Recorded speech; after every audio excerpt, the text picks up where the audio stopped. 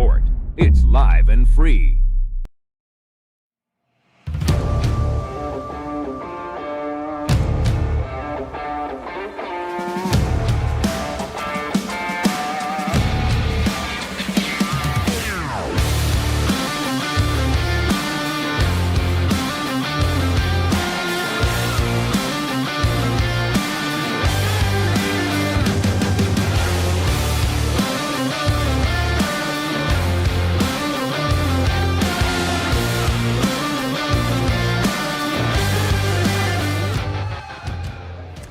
Well, it is week 2 of the Ohio high school football season, and tonight our adventurers brought us to Howard, where the 1-0 East Knox Bulldogs are set to host the 1-0 Wynford Royals.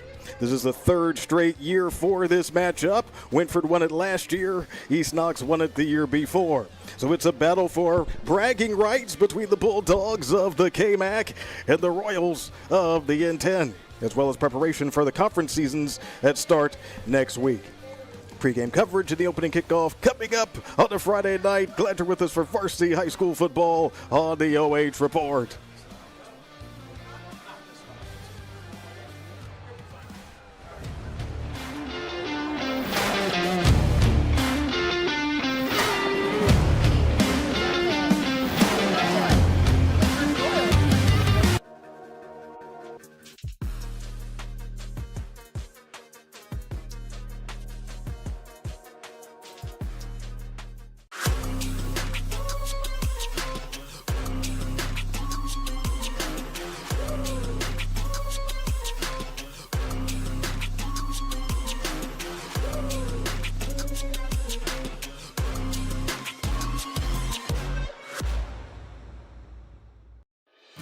They spend 3 different semesters in an agency learning real world stuff. Then they come back to our seminar and we discuss the academic piece of that and we support them through their journey. When I started my practicum, I started working with young kids. When I got into that one-on-one counseling with a kid, I just began to kind of have a light bulb moment where everything fell into place and I could direct the conversation, I could ask questions, and I just knew that this is what my education was for.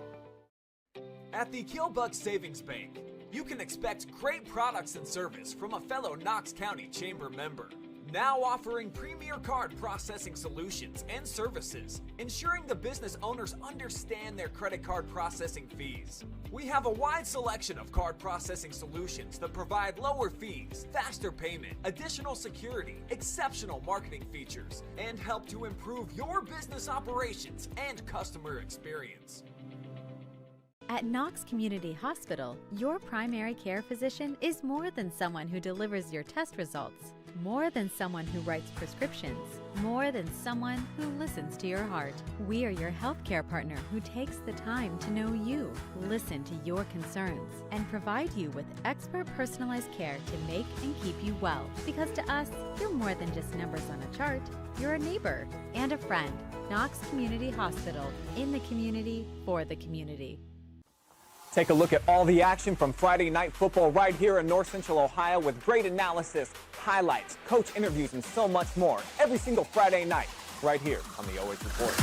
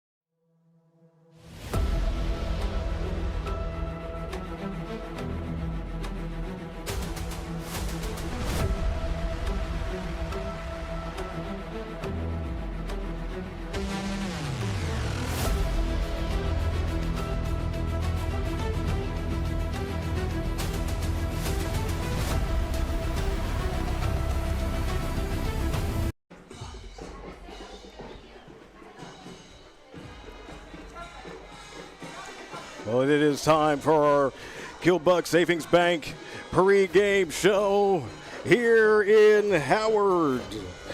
Alongside Scott Cameron, I'm Kirk Richards, live at Chet Looney Stadium for this event between the visiting Wynford Royals and the hometown East Knox Bulldogs. And yes, it seems, Scott, that, hey, a lot of people are pumped up for this and are ready for an exciting event. Yeah, absolutely. You know, Kirk, here's the thing. Both teams won their first week games, and so, week 2 feels a lot better after winning week 1. I know that sounds stupid and obvious, but mentality-wise, both teams are up. They've come here. Wynford, they won a tough game, and East Knox won a tough game. So both these teams coming in here feeling really good about what they're doing and how it's working, and they're going to put each other to the test. So in a way, you have two egos that are just going to run into each other head to head. And I was talking all week at school about this with kids, and they said, "Oh man, you get to call that game. That's going to be a good game." I'm like, darn right, I'm glad I'm doing it. Same here. I think it's going to be an awesome game. So let's check in on our team spotlight. Verse 4, the visiting Wynford Royals, led by Andy Amlin. He is in his first season as head coach after multiple seasons as an assistant. For 5 straight years, Wynford wound up falling in the season opener, but not last week. As you noted, Royals did beat Cardington-Lincoln convincingly, 34-20. Starting quarterback Braylon Wells led the way with 3 rushing touchdowns and 1 passing touchdown. Right, yeah. And here's the thing, Wynford, they love to run the ball and they just love to ground and pound. But yeah, you're right. They did squeak out a passing touchdown there. And yeah, absolutely, man. Wells is an absolute beast. He's a horse. They had one of their better players, Angler, go down with a season-ending injury. But Deegan Lutz has been filling in, and there's been some a lot of what they've done. They've had to adjust, and Coach Amlin was telling me about that. But he's like, I'm really proud of where we are despite those injuries, and we're just moving the ball really well, and we feel really confident about what we're doing. You certainly will miss Maddox Engler, but like you said, yeah, there are others who are ready to step up and just love the enthusiasm that we are seeing. Now, of course, we're going to get plenty of production from the sophomore quarterback Wells. Our player spotlight tonight focuses on a senior in Eli Cooper. Plays wide receiver and defensive back. He's reliable in catching the ball and making tackles, and Coach Amlin said that Cooper is a leader who sets a positive example, and he is expected to be a big part of the Royals' success in this game and throughout the season. Right, and he's going to have a really big game, especially in the DB role tonight, because East Knox, they've got 4 great wide receivers, and so in a way, he's going to have to really step up on the defensive side, and that's going to be key for him, is how is he going to handle that pressure, and how is he going to help that secondary be successful against his passing attack. All right, well, it looks like we are going to have the national anthem.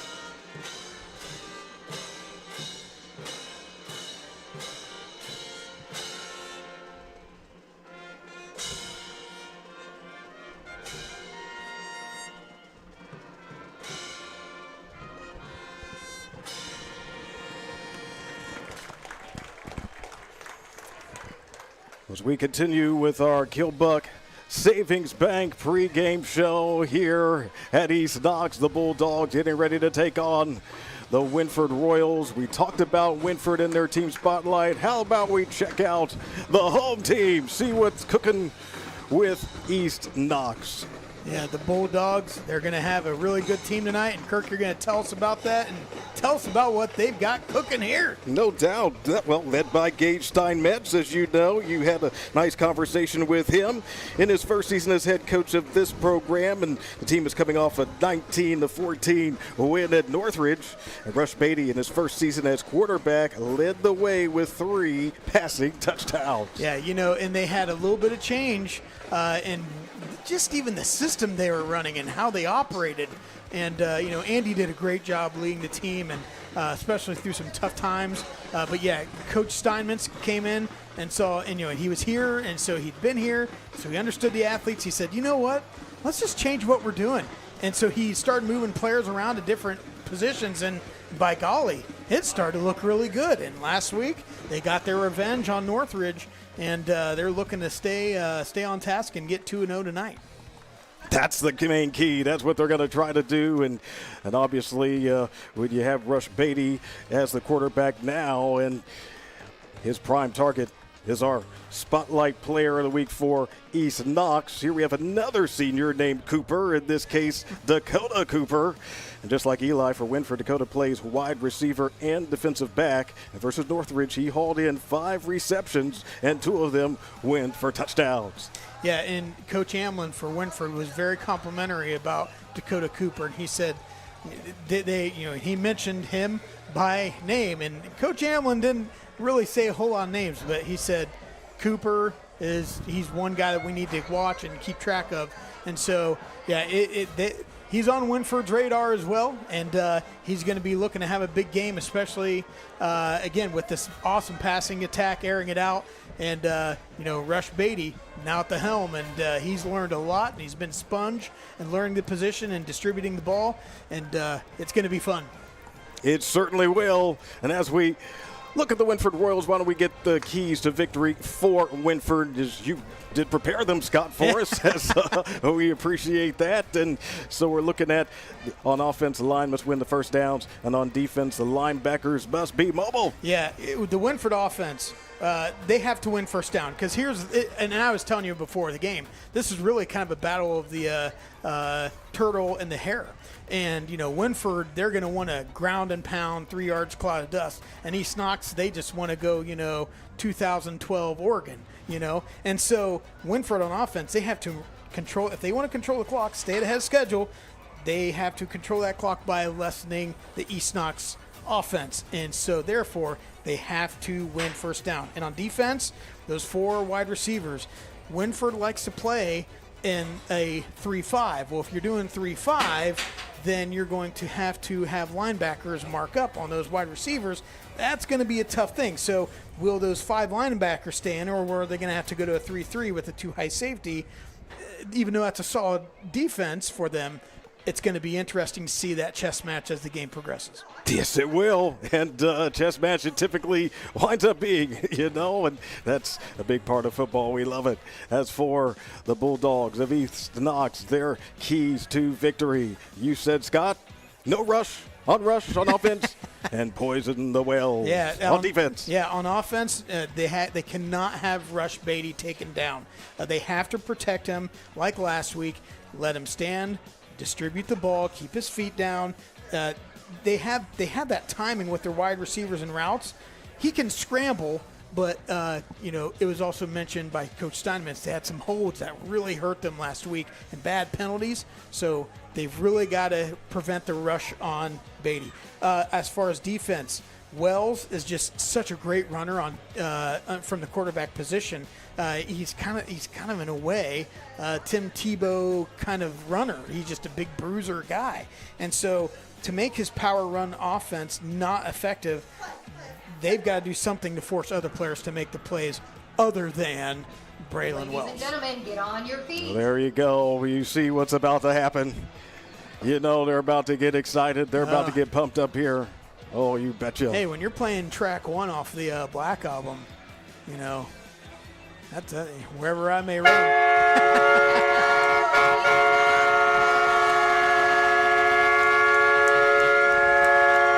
It's kind of funny. We were talking before the game to the school board president over here for East Knox, who's operating the horn. And she said, I'm the horn operator. Are we going to be too loud? I was like, I don't think so, but. I guess we'll see. Hey, I love it, Here's though. the start. Yeah, do it. One of those things, and you know, high school sports, man. Man, when I got here, Kirk. Yeah. You know, little kids are running around. Yeah. You know, they're throwing the football around. Little kids running after little kids. It's exciting. This is the. You know, I know that they always say, you know, it's football night in America for like Monday Night Football and all that. This is football night in America. Okay. Friday nights in the United States, that is football night, man. It's great to be out here seeing these kids playing with pride for the name that's on their shirt. And this is a beautiful game, beautiful sport. And, yeah, Friday night, there's a reason why Friday night lights are special. Yeah, preach to the people. Exactly. Let them know. Friday nights. We've got you covered here on the OH Report, live and free. And we certainly are so grateful for all of our sponsors who've stepped up to allow us to bring you this game. For our contest tonight, we've got the Killbuck Savings Bank, Schmidt Security Pro, Central Star Home Health, Graham Auto Mall, Knox Community Hospital, and North Central State College. All right, so it looks like the players are out there and ready to do the thing. Victor Arellano, he is the kicker for the Wynford Royals. Hey, man, when you got your offensive lineman and your interior linebacker as a kicker, that's high school sports, baby.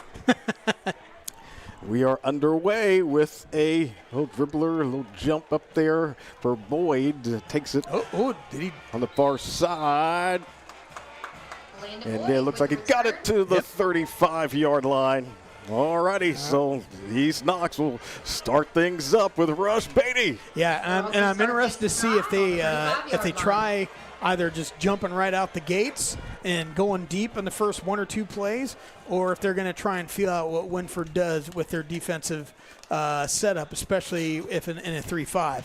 So kind of interested to see which East Knox comes right out the gates, if Coach Steinmetz wants to open up the playbook early or play conservative and see how Wynford is set up. Okay, well, first and 10, 35-yard line. Beatty is in the gun. One in motion, it is Boyd who returned the opening kick.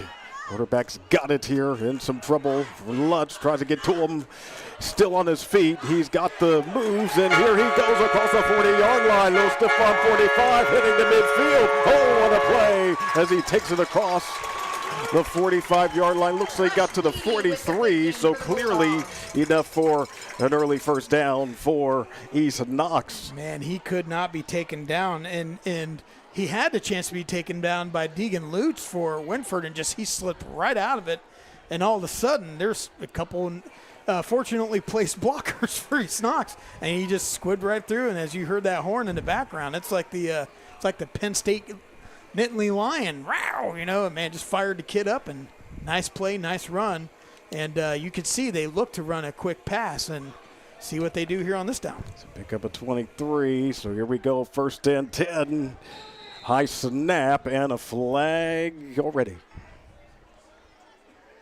Yeah, and there's that penalty that, the penalties that Coach Steinmetz was talking about. Kind of hurting them, putting them a little bit behind schedule here, but, you still got the first down, obviously, but now you got to get that dreaded 15.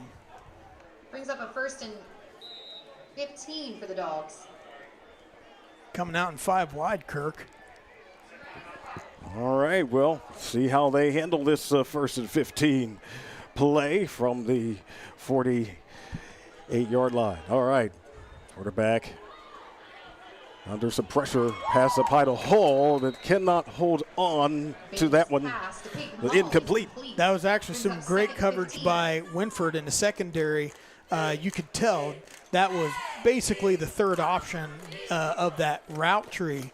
And nice job by the Wynford defense. They were really able to hold on there. There was a guy that eventually loosened up and opened up in that second level, but just not in time for Beatty to see him. So nice job by defense holding on there. So second down and 15 from the 48-yard line. Quarterback Beatty, he's got the snap, shovels it. Oh, and is that a live ball? Yep. Oh.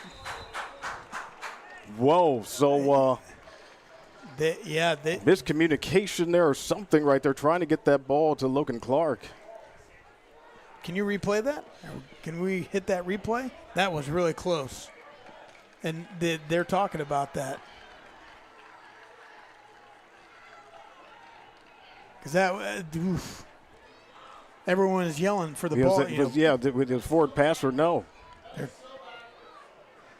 It looked like it was a backwards. It looked like a lateral because it was made like a veer option. But they're talking about it. But to me, it did look like it was a lateral. But it was very close.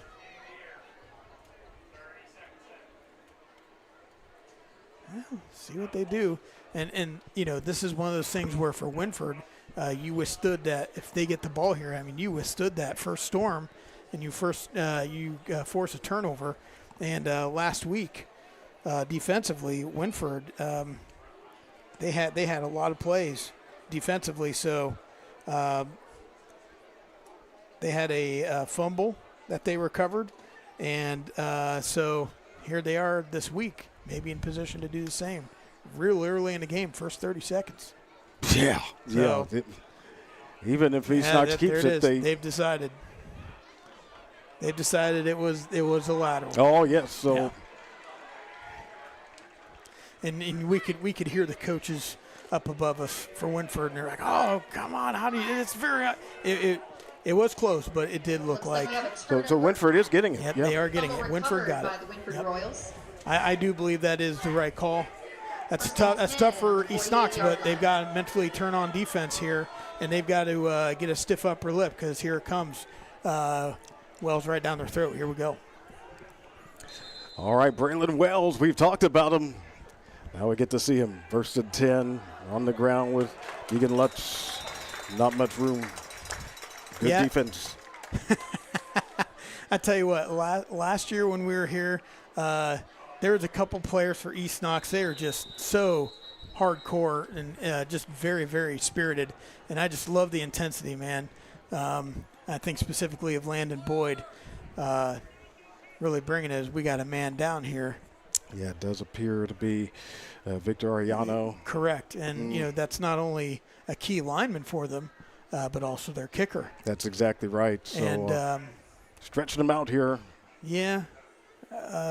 Tending to looks like the right leg, and he's got that brace on him. So, it's having had knee issues myself, it's a scary thing. Hopefully this young man's just kind of got dinged a little bit, and he's able to walk back up and get up and around. So as we're kind of waiting here a little bit, go ahead and tell us some of our sponsors who graciously allowed us to bring you this game here tonight for free. Absolutely, yes. We definitely appreciate Killbuck Savings Bank, Schmidt Security Pro, Central Star Home Health, Graham Auto Mall, Knox Community Hospital, and North Central State College.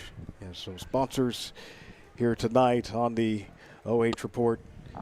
And yeah, just one of the things we wonder about is with the weather and how that's going to have an impact. It is a warm night. Sometimes that could be a factor. Oh, he's able to walk off. Again, hopefully just got dinged. And obviously no cart or carrying off. So that's a good sign.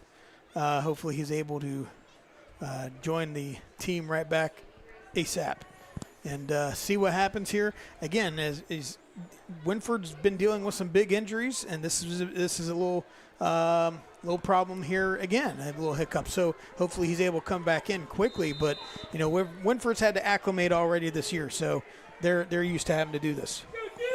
All right, and looking at 73 degrees here as we get a second down play, high snap, handover for Wells. Now steps in, tries to elude the pressure and makes it a nice gain down the sideline. Wells, he showed this in week 1 and then takes on the punishment afterwards. Number 1, Braylon Wells. With the that was a keeper. great hit out of bounds. But yeah, that's he just Pushed out of bounds by number took 1. off the coverage there, First down for the Royals. the line kind of overran their gap scheme and opened up that spot on the right side of the line. He just wormed right through and was able to get down there. Big gain for them, all the way down to the 20, right? Yeah, 20-yard line. Yeah. Yes. Boy, I mean, 32 so that does put them in the red zone. 32-yard run. I mean, wow. Wasn't expecting that. Nice takeoff, though. From the gun, Wells, again, eluding the rush. Gets away from one low tackler, and then is swarmed. Great gang tackling. Wells No gain right there. Second down. Yeah, Coach Steinmetz was talking about that a couple days ago. He said, we have to get 11 hats to the ball. And you saw right there, that's exactly what he wants. The gang tackling, make Wells suffer for running and taking off with the ball. So making there a loss of 1, that's a great play there for the East Knox defense. Good response after giving up that big play. Yes, indeed. All right, so here we go. Second down, and yeah, it looks like 11, a long little 10, bit, yeah, long past 10. there. We'll say the 21-yard line. Wells on the move, left side. And then initially, it gets wrapped up by Colton Armstrong. Number 2, Colton Armstrong. Yeah, it's setting up to basically be a veer option, and they haven't made him have to pitch yet. So. They really have to hunker down and get him and make him pitch the ball. Make someone else other than Wells beat you. I know it sounds easier said than done. See what they do schematically, defensively-wise, what they do with their linebackers to try and make him pitch. Okay, well, from the 14, third down, 4 to go. Lutz, and not going to make it there.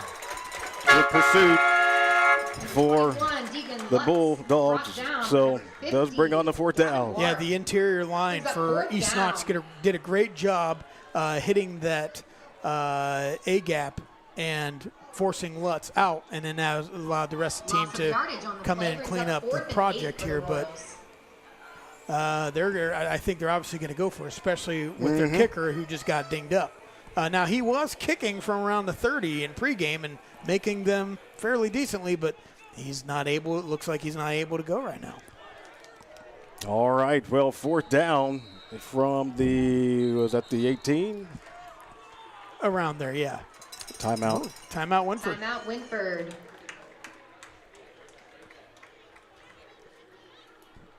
Okay, so Coach Amlin ready to discuss this very important 4th down, obviously. Correct. This is it's a good call. And honestly, if either team called timeout, that was a good call to timeout. So obviously for Wynford, I mean, they got a free possession in a way, and they made a great run down here to get to this spot.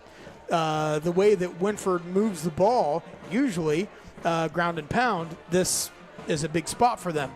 East Knox-wise, they're having to hold firm here, and they've got to stiffen up here on defense. If you're Wynford, you're looking maybe at some sort of play action potentially, and giving Wells the option of taking off on a scramble. You could do an RPO. You'd want I think I'd want an athlete out blocking, but going to be interesting to see if he comes out, what kind of back scheme he has. If he has a tailback, halfback with him, see what happens here. Looks like we got a 4th and 8 from the 16. Short 8, yeah. About what it's looking like. Yeah. There on the sun and that grass. So Twins right with a interior blocking end. Wells has it. Fires a pass inside. Incomplete. Can't hold on to it. Yes, the intended target right there, Eli Cooper. We talked about him as our player spotlight, so Number 13. Yeah, it is good. that is going to be a turnover on downs. That's good tight coverage. Good tight coverage there by Case and Fawcett, and able to turn the ball over. And nice little slant, just couldn't hold on to and reel it in.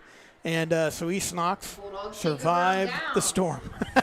East Knox survived the storm, and that's key for them. That's a big victory, even though it kind of hurt giving up that fumble. Nothing hurt, and that's how they have to move forward with it. Okay, so the ball, they placed it, was that the 18? Around there, yes. Okay, yeah. Yeah. Use a little bit of help shadows, some of you know? these, yeah. That's inside, and that's a nice grab by Logan Clark. Number 15, Logan Clark. Yeah, is just a little comeback, almost kind of like a Gain of about 8 yards. basically a comeback, little comeback, and those are hard to stop when you're trying to guard so many guys. So nice little gain of 8 yards, and that's that positive motion. Now it's second and short. You've got all sorts of plays you could run, especially Wynford, odd man front. You open up possibilities and maybe scrambling and getting an easy couple yards and continuing. So that puts them ahead of schedule. All right, Piersby from the 26 on the second down play. Beatty, yes, he has his man upfield. Good play to Dakota Cooper, our other spotlight player. Pass complete. And he's got it Dakota Cooper. for the first down. First down, Yep, that gain of Bulldogs. 15 yards. Again, nice little pass, quick pass, but nice movement. I'm actually really impressed with the ability of Beatty in his rolling out. Nice way to keep his feet moving, but the important thing was when he timed his throw, his front foot was down, so he wasn't throwing off his back foot off bounce. Nice move, good footwork. That was good stuff for a first-year quarterback. There's no question about it. Versus 10-42-yard line. 80 hands off, a little stumble. Oh, now he's able to take it to the outside. Logan Clark, here we go. Cuts back. Clark finally taken down inside the 20. Big gain by number 15, Logan Clark. First Yeah. down, Bulldogs. That looks to be a 41-yard run there. Wow. Excellent work right there. Two big runs of 22 and 41 yards here. Kind of got away with it. He was really close to being a hold. Lutz did a great job busting through the line, and it was close. It was close. Probably could have been called a hold, but refs didn't see it. Capitalized. First attempt from the 17-yard line. We're back on the ground for Clark. And, yeah, he gets stopped up. Yeah, good gang tackling there. Nice pursuit there. Gage Massey holding on to the back there, not letting him move forward. And that's a loss of 1 yard. There by number 74, Jamison Crawl. That's the kind of response you want to see if you're Wynford. Yeah, you gave up a big play. Okay, well, the next play, stiffen up, and that's what they did. Nice job on the defense. And again, East Knox, that was a good – that's not a bad play call. Again, when you're running against an odd front, there's options and opportunities. It just depends on how that front line shifted, but Wynford did a great job that time.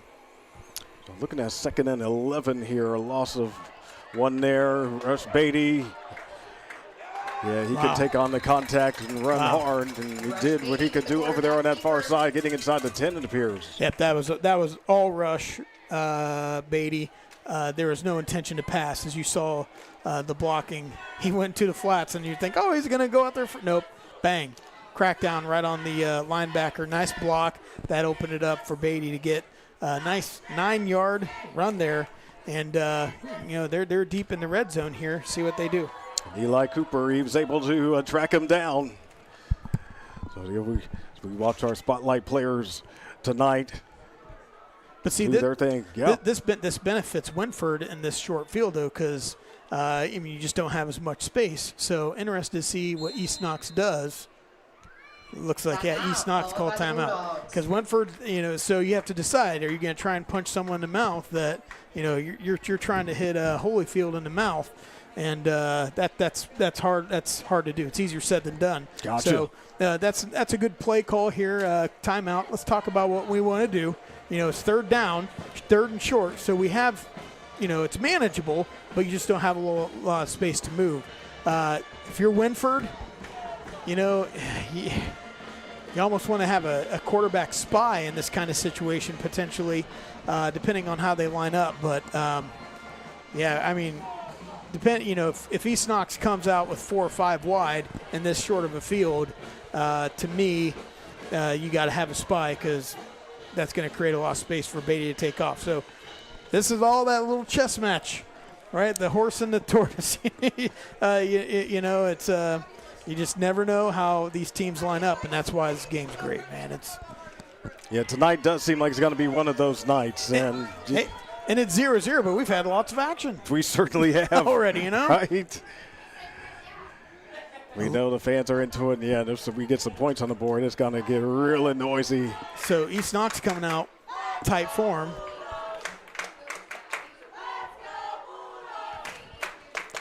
Look for a play action from here. The 9.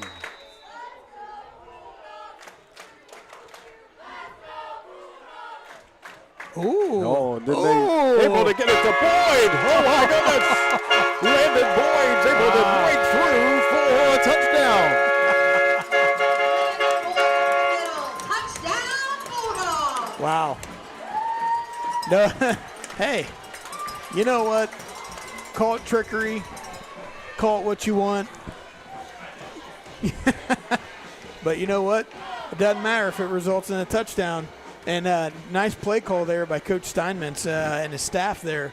People were not necessarily expecting that, but I had a little wondered what was going on with tight form, kind of playing right into their hands, and nice time for trickery. Colton Armstrong to tack on the point after.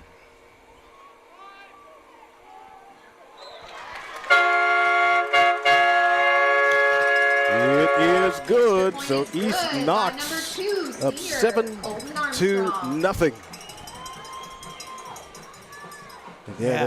Landon Boyd just able to squirt through for a 9-yard play. I'll take it. Hey, man, that's he loves that, and man, he is just fiery. I love how he plays. He plays with intensity and passion. That's the kind of stuff, though. I saw that last year. That stuff can be really, really infectious to others. And, he loves playing this game, and you see his teammates feeding off that energy. Beautiful. It is beautiful. Darn right it is. I love it. Friday night football, just like you were talking about. Yes, sometimes they throw in the tricks, and you got to be ready. That's a part of the gamesmanship. And I don't think it was we've reached the bottom of the playbook and we don't know what to do. No, I don't think it was that. I think it was just setting it up to think they were playing into Woodford's hands, and they pulled out a different scheme than they weren't ready for, and that was a great play call. That was smart. Yeah, well, I mean, it was. I wouldn't call it a trick play per se. It was more of a. Lutz gets away from Deegan there. And now he's getting away from the defenders on special teams. Ball comes out. I think Wynford recovered. Right on the 50.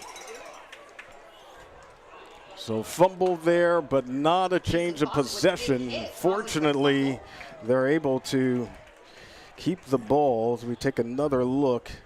Yes. Yeah, it popped out. It certainly came out, but Gage Massey saved it for the Wynford Royals. Yeah, and here's the thing. Lutz had, if he would have cut back to the left, he would have avoided that collision.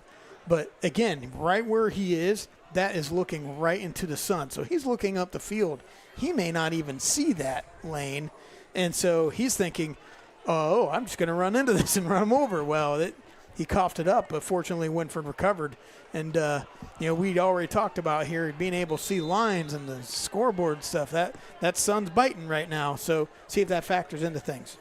So right from midfield and trailing it here 7-0 in this first quarter. Wells has got it, takes off the left side, sheds one tackle, but then he's not able to get away from everybody, and they try to push him back. We'll see about the progress, and there might even be a flag on the play. Yeah, there's a flag on the play, and it kind of allowed that play to continue. Wells was just holding on for dear life. Yeah, we got a hold. Holding. Holding called against the Royals. Tough call, but it is. But I mean, you're looking at it still will be first down. And it should be noted that no Ariano in there on the line for the Royals. And so, you know, even though they are used to losing some players adjustment-wise, there's some players that are moving around, and some players just may not be used to playing certain positions, and you get on those unfortunate holds there in the back. Yikes. So, yeah, it does get them back into their own side of the field instead of midfield. They're at the 40-yard line. Like you said, still first down. But it's a real. But here's the thing: for the way they run their offense, which even though they may come back to pass, it's really coming back to spread out receivers to create lanes for Wells to run. So 20 is a long way, but you got the first down still. First and 20 here. Wells takes a snap, sets up a screen on the other side to Gavin Kaler. Yeah, nice job there by Colton Armstrong hanging in there. And even though he kind of is close to blocking the back, but decent setup, Colton just stood in there and made a great tackle, made a great play, individual play, and hanging on there and being disciplined. And Royals loss of a yard there. Second and 21. Sure does. So, yeah, not going the direction they were hoping for. And it's all Coach Amlin there. And they've got to do something. The screenplay was not a bad play there, but it was kind of predictable what that might be there. See what happens. On the second and 21, Wells does not pitch it. Instead, does get dropped. Rush Beatty over there for the Bulldogs. Right. Number 1, Rush Beatty. Loss of 2, I believe, on that one. And what we have, again, like I was talking about in that pregame there, the East Knox is going to have to make Wells make someone else make a play. And Wynford's going to have to see that here. And that's exactly what we're seeing right here. They're going after Wells, and they're making those great plays on the defensive end for East Knox's. And so someone else has to step up for Wynford and be able to make a play, and Wells got to be smart about how he distributes. All right, it's third down. They could use a big one here. Loading up and flings it. 1-on-1. Oh, and that one was almost picked off. Number 2, Colton Armstrong. Colton Armstrong has been very, very active, but did not come up with that pick, fortunately for Wynford. Oof. Wells saw the receiver. He was open, but he floated it up there. And Colton Armstrong kind of ran under it and just had kind of a funky angle, so he's coming down on the ball rather than coming into the ball, and he just couldn't corral it. Well, brings on fourth down, so they'll be able to play some field position as they can punt it away. And Eli Cooper, he can flip the field. Yep. And the fair catch. Fair catch on the 38. Made by Dakota Cooper. Cooper to Cooper. So let's do it. That's back right. the other way for East Knox. Yep, round 38. So if you're East Knox right now, you have a chance to really open it up here. And you can take some chances. So let's see what they do offensively, being up by 7.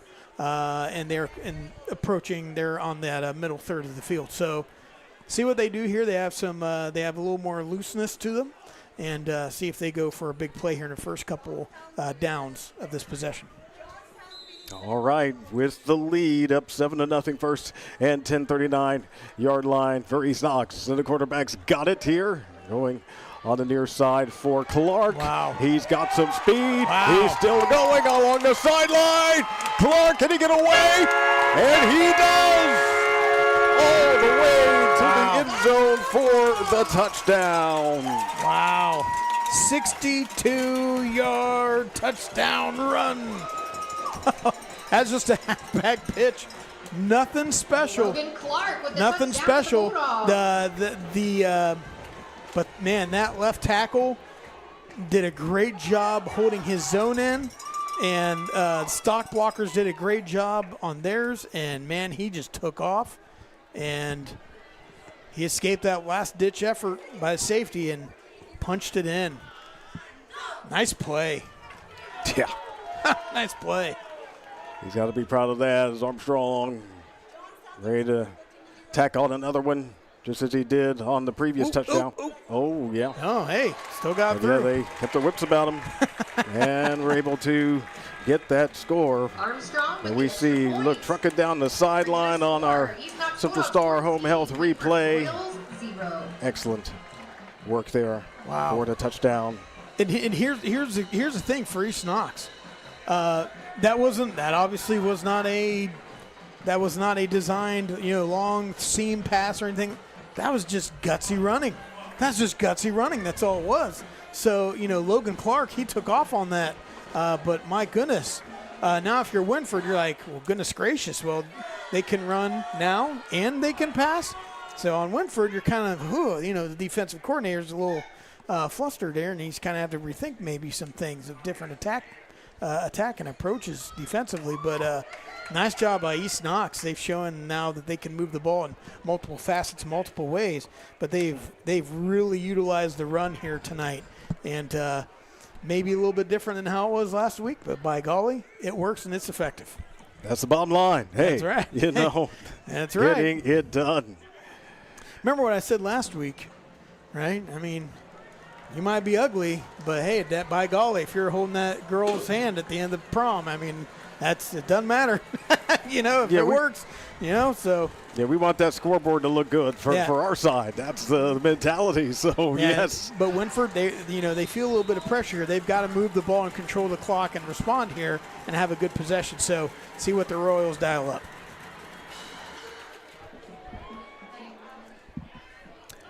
Okay, we get a return here for the Wynford Royals. Looks like it's just shy of the 35-yard line. On the 34, yep.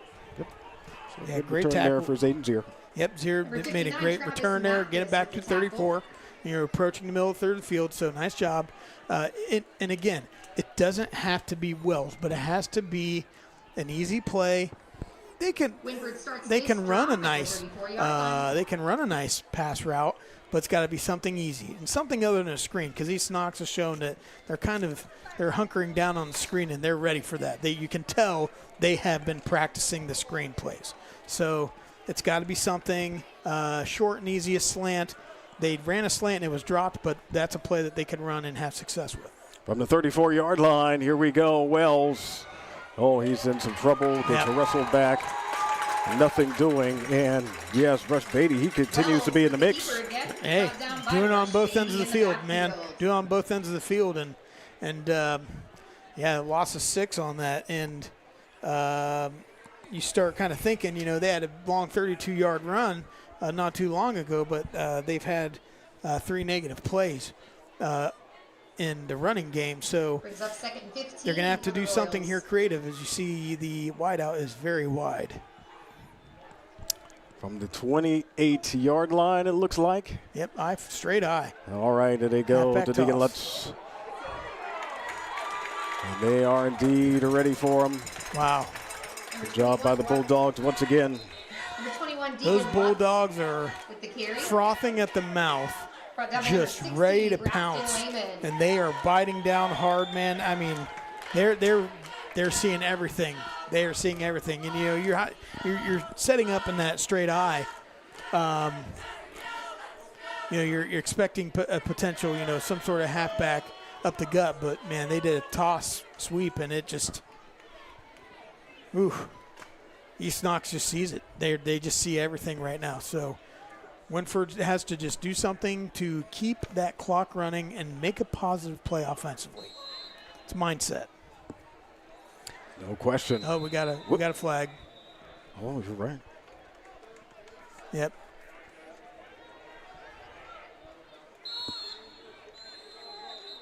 Delay of game. Oh. It wasn't 0, but I don't know if they started the clock right. I'll be real honest with you. That was a really quick clock there, but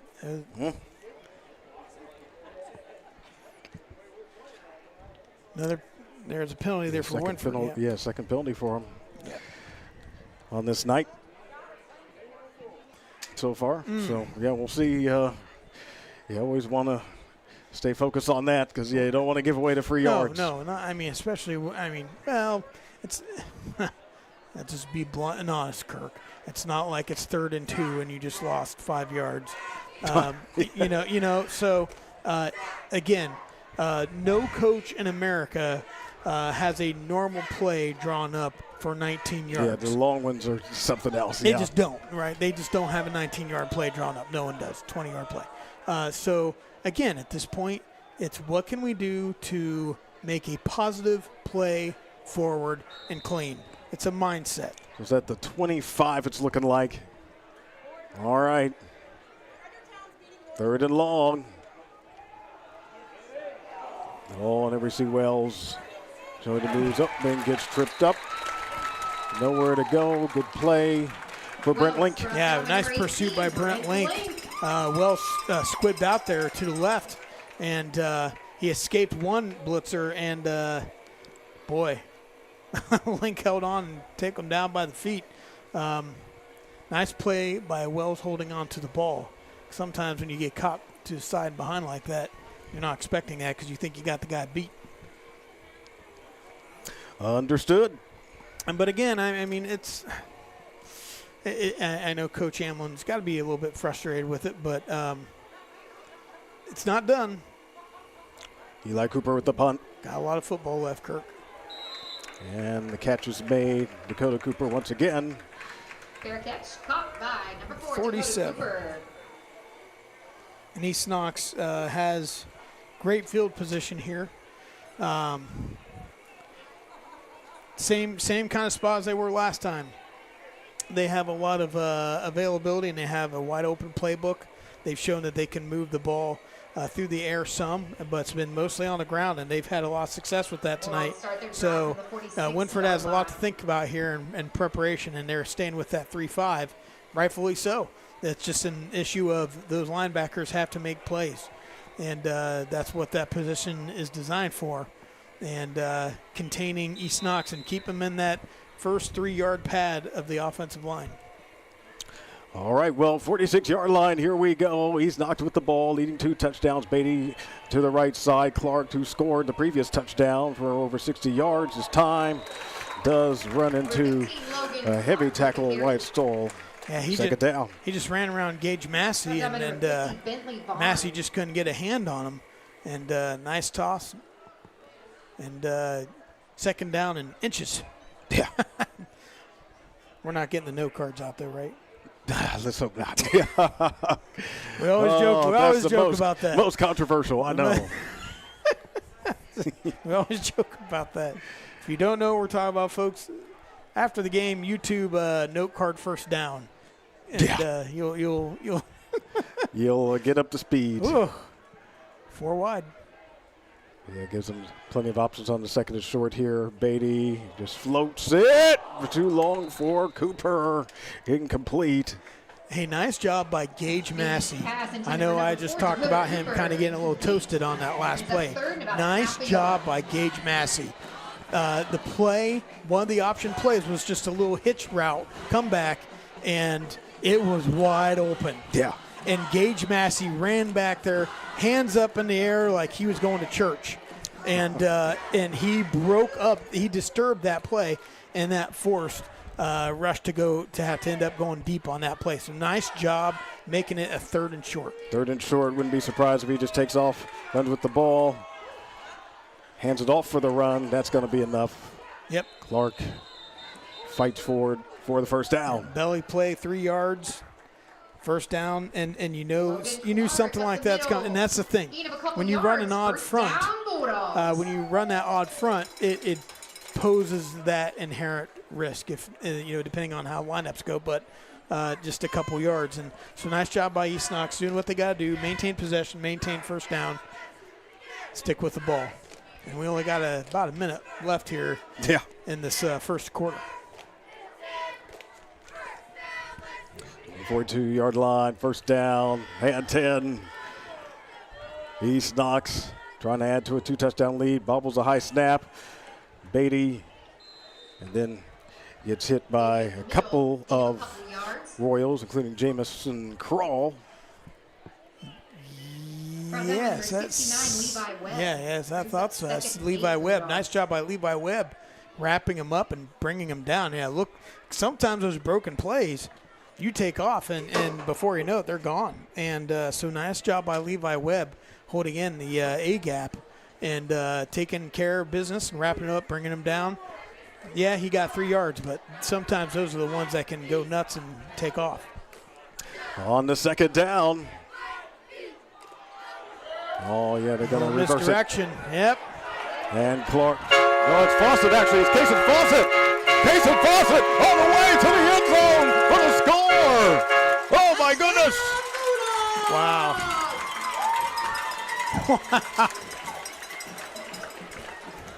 Yeah, the misdirection reverse, just getting that, checking the linebackers there for Wynford to see how disciplined they were in matching up and staying in their lanes. And, boy, they saw man defense, and they took advantage of that. And before you know it, whoop, there he goes. All right, so going for the extra point once again.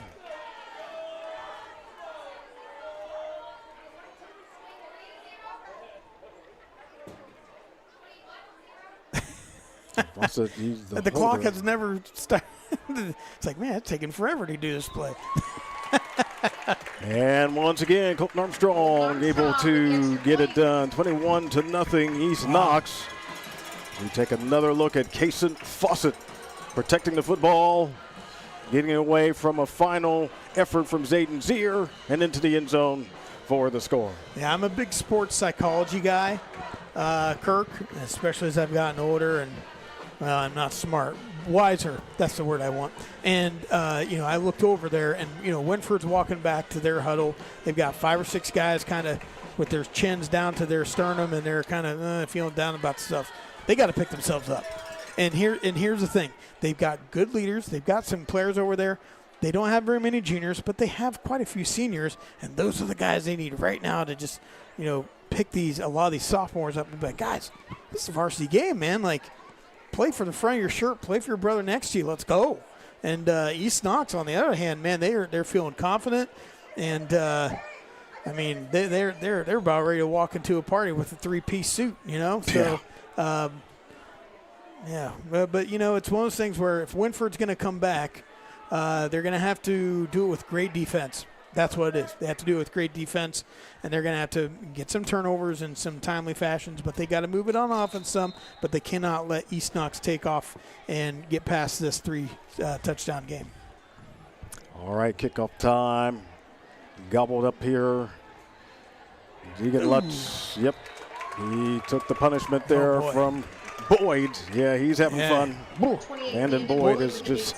Boyd's having fun, but Lutz, he kind of... you could tell he took a shot there. He sure did. Yeah, he kind of put his head down, and hopefully he's all right. He's a tough kid. Yeah, appears to be ready to do it.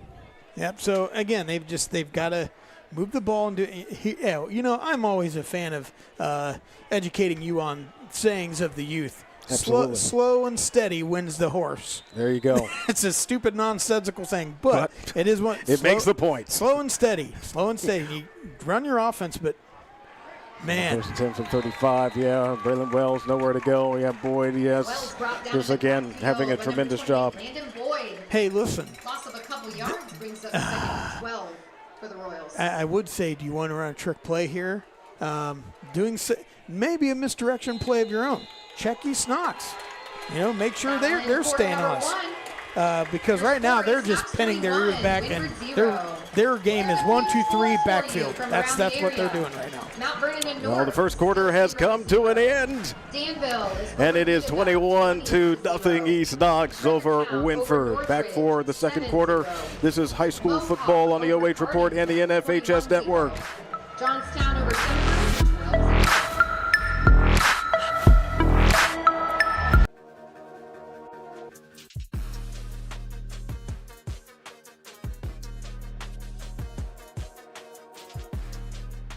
At Knox Community Hospital, your primary care physician is more than someone who delivers your test results, more than someone who writes prescriptions, more than someone who listens to your heart.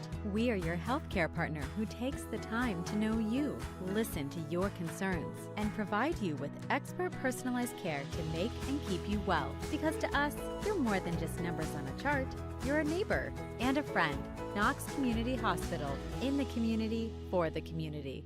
I'm an adult learner, so I had to balance my work and my school. And the fact that NC State has online classes, hybrid classes, especially the instructors are very flexible with allowing you time to get all your work in.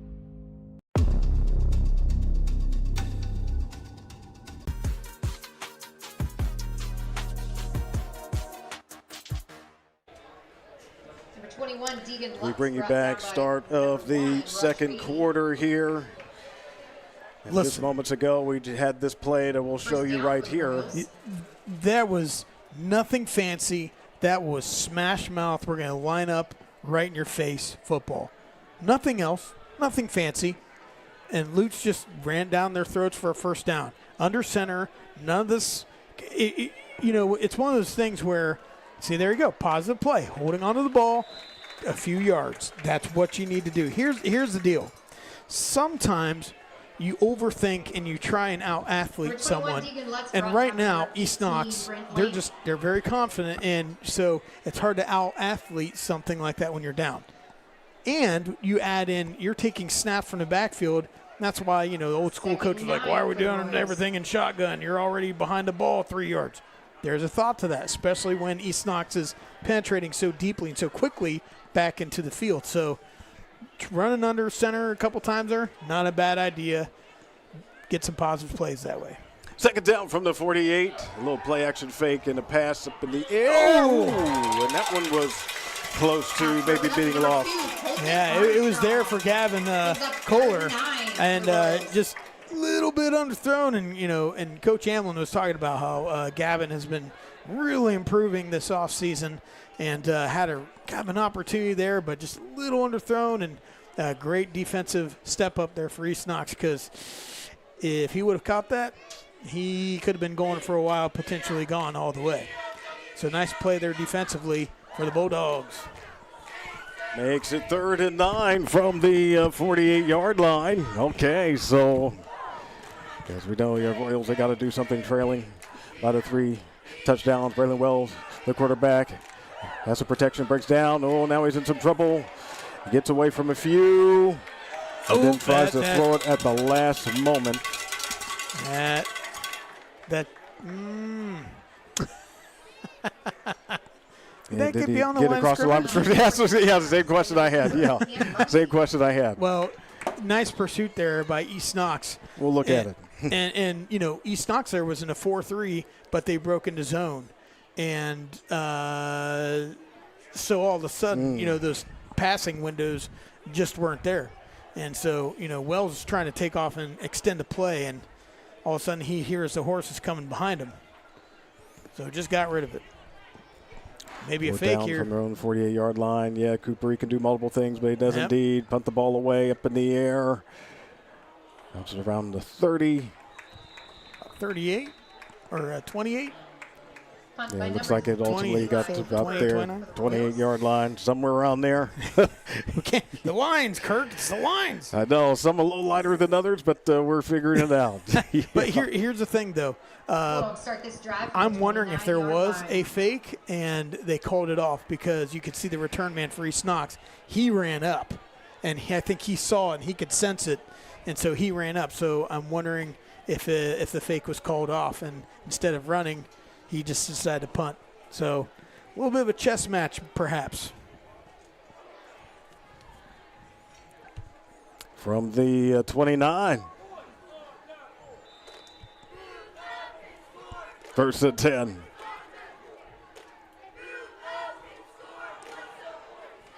With a run play. Yeah, great. Clark. And nothing really doing there. I don't know they gained anything on that one. Yeah, great job by Stephen Smith. Busting to the backfield, holding on. Nice job by defense there for the Royals. Breaking through, slanting through, and breaking that play up. And, you limit it to only 1 yard. That's a great play, especially considering how they're kind of been gashing him on the ground. So nice job by the Royals. Good answer defensively.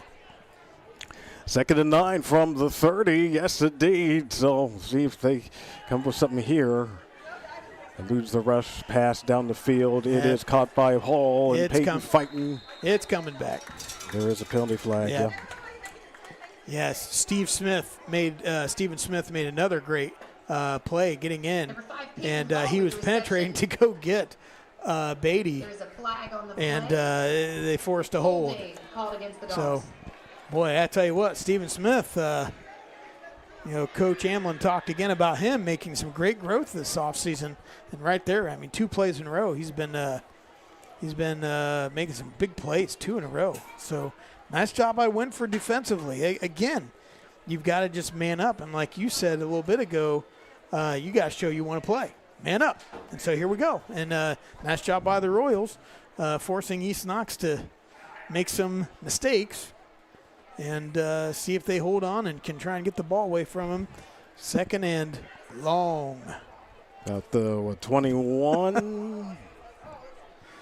Yeah, it appears. Yeah, about 21-ish. Gotcha. So about second 19 or so.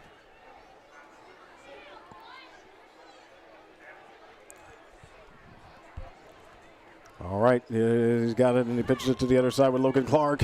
Cuts through, and Gavin Killer with the tackle side of 30, another penalty flag. They're going to call a late hit.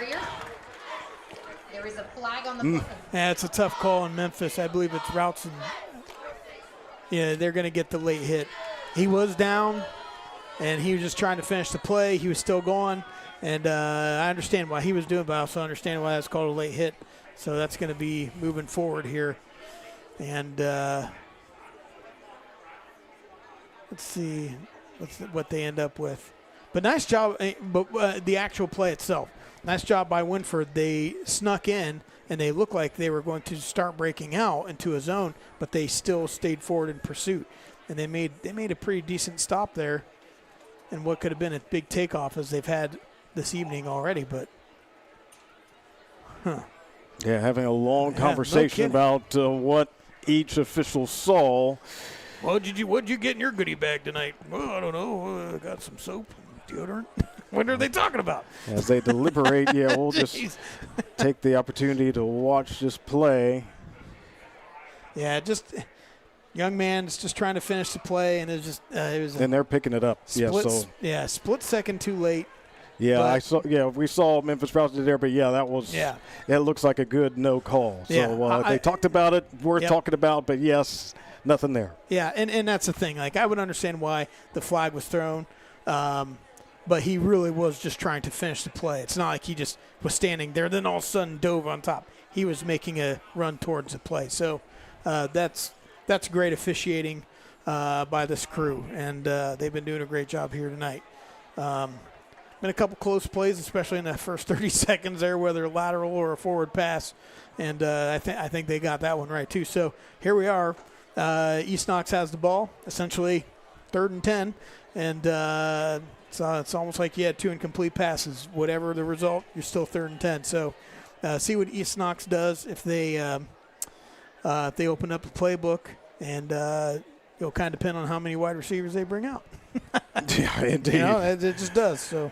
All right. Well, they're bringing out a few. We see Kason Fawcett, who's out there. Obviously, the twins. Dakota. Both sides. Twins, and you got it back in the field.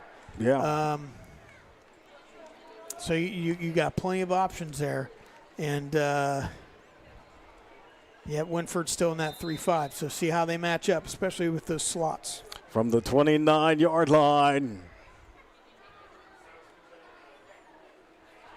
into the quarterback's hands. Beatty taking off on the near side. Will he get enough? Cross midfield, spins around. Oh, yeah. Yeah, Yep. Not a problem at all. Good play 45. there Beatty with the keeper. for Beatty. First down, Bulldogs. Run of 16 yards there. Yeah, Beatty just saw it, and it really all it was just cleared out the Big right-hand 25 side, yard gain. and that was the strong side anyway with the back. So natural to take off, and you had plenty of space and plenty of blockers, and was able to get a big gain there, getting him a first down, and again, remaining with that possession. And despite Wynford's elevated play defensively, just couldn't execute and get that fourth down. All right, first and 10, 45-yard line. And a run with Fawcett. And he gets Ethan Fawcett, tackled ball carrier. by Hayden Langendorfer. 5 yards on the play. Yep, brings end up around off 2nd and tackle 5. and gets him a gain of yard. Gets them a gain of 5 yards.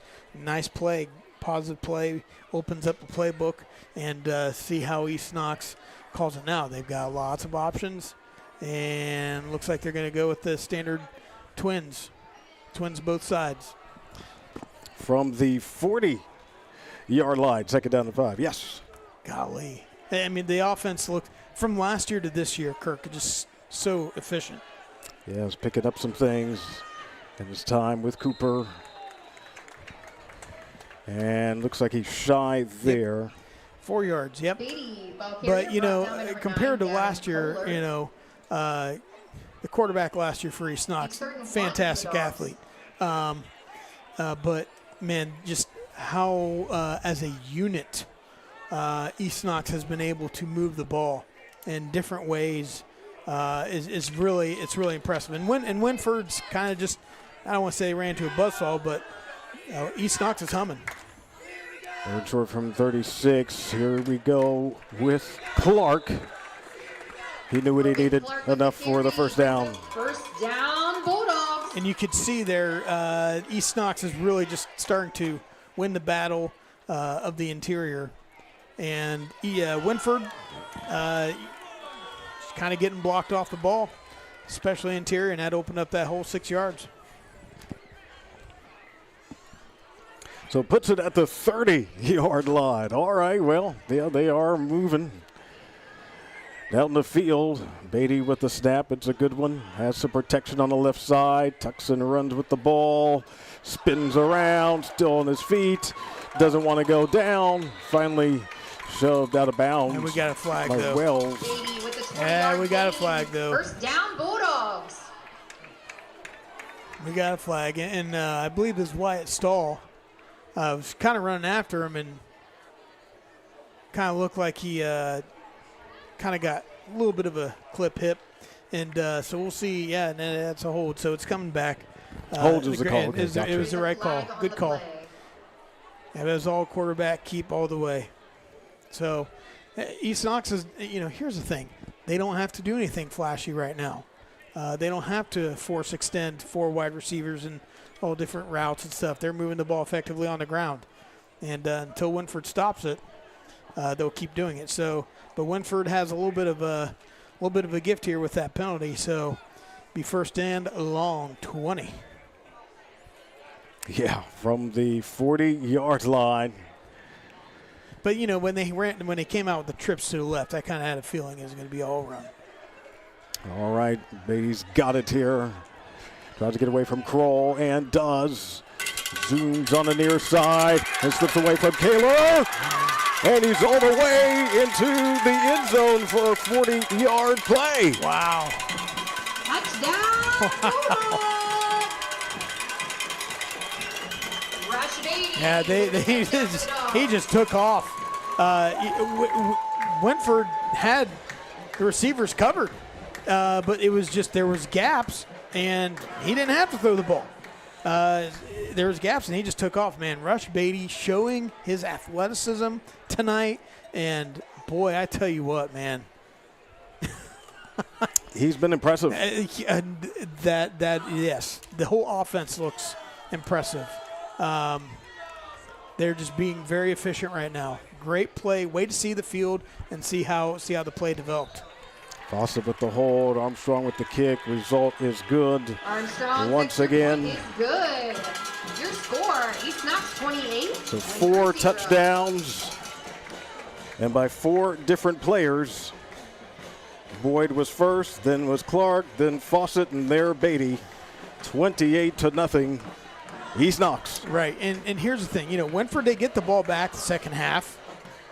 It would have, I don't want to say not scoring on that turnover kind of put them down, but they could have used something there to score, but I mean their kicker was injured, and so it was just unlucky.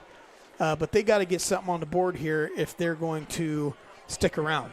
Yeah, and absolutely, because they get the ball back in the second half, but they've got to do something here before the first half ends if they want to stick around. So this is. I don't want to say it's the biggest possession of the game for them, but it's the biggest possession of the game for them. And they at this point for sure. Yeah, they got to get something. They've got to do something here, or it's going to be a long night for them.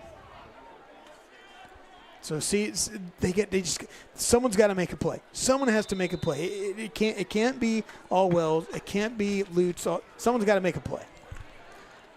And just decides to go down. Hunter Stiltner. Fielded by number 7, Hunter Stiltner. Yep.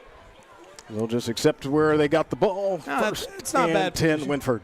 Yeah, but and again, the thing is, Wynford, they do have a lot of sophomores playing, and so what you're seeing is just a lot of youth, and that's okay. It's just that's the nature of their team right now. Now that means in a couple years they could be pretty good, but this year it's just there's a lot of growth that has to happen, and you're seeing that happen right now where they're having to learn and adjust and develop. And from the 38-yard line, the quarterback going to give it up, and not able to get away. Not bad rocket motion. I like the play call, rocket motion to right. In the toss, it's just East Knox too fast for that right now, and they're just Wynford's not stock blocking well enough against that speed and the right side of the line, and that's they're just trying to extend the field, put players, athletes into space, but they did get a positive play. Yeah, ball is at the 39-yard line. Second down, Wells doesn't pitch it, and then takes the tough hit from Brent Link. Yep, no gain on the play. And again, you'd like to see Wells just let go of the ball, throw it down the field, take a chance. I know it's one of those, it's tight coverage. I know, but you got to do something. And maybe that's a conversation at halftime or something, or even this week. But take a chance. It's okay. East Knox they're just dominating the line of scrimmage and making it difficult to move the ball. Third down and 8, 39-yard line. Set a screen here for Lutz. And Boyd not letting them get anywhere. With the catch, Deegan Lutz brought down by number 28, Landon Boyd. Brings up fourth down. It is fourth down again. I know, it's just like they're all over the place. I mean, my goodness, there's no escape. There is none. And you're getting your athletes the ball. And I know it's frustrating. It's got to be frustrating for Wynford, but East Knox is humming. They're confident, and do you run a fake punt here? I guess we'll find out. Nope. Not this time.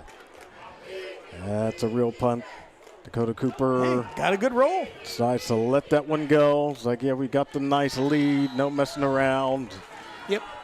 So they'll take the long field. Yep, 18 yards. 18-yard line, I should say, rather. So at this point, again, if you're East Knox, you're 5.5 minutes left in the first half here. You don't have to do anything foolish. And you also don't have to do anything unsportsmanlike. So you don't have to throw a long bomb. You're moving the ball well on the ground. It's a safe, effective way to move the ball. It's a less risk way to move the ball. So I would look for that to potentially continue. Now, that plays right into what Wynford does well, but you actually got to stop it.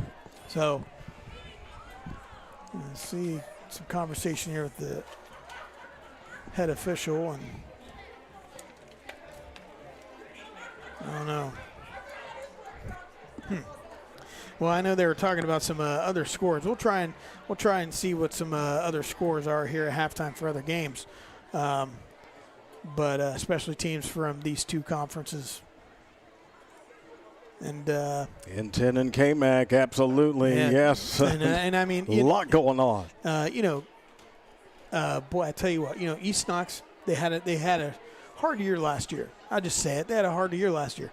This year, they're going to be competitive, buddy. They're going to be competitive and vying for top spots in the conference and potentially playoff. They look good. They look good. They look good. So, in Wynford, the N10's tough, man. They're gonna have some fights on their hands. First and 10, 19-yard line, no question. Yeah, they know the conference season starts next week, and it's going to be tough right on the ground with Clark, and maybe a gain of 1 for Logan. Yeah, just a gain of 1. Now, East Knox, I'm sorry, I apologize. Wynford, their first 3 games are on the road. Yeah, that's right. Number 15, Logan Clark. I was asking Coach Amlin about that. I'm like, what'd you do? What'd you do wrong? Yeah. And he's like, man, he said it's just there's a way it's set up, and he said we didn't even really think about that. We're just preparing week by week, and so yeah, it's a tough schedule.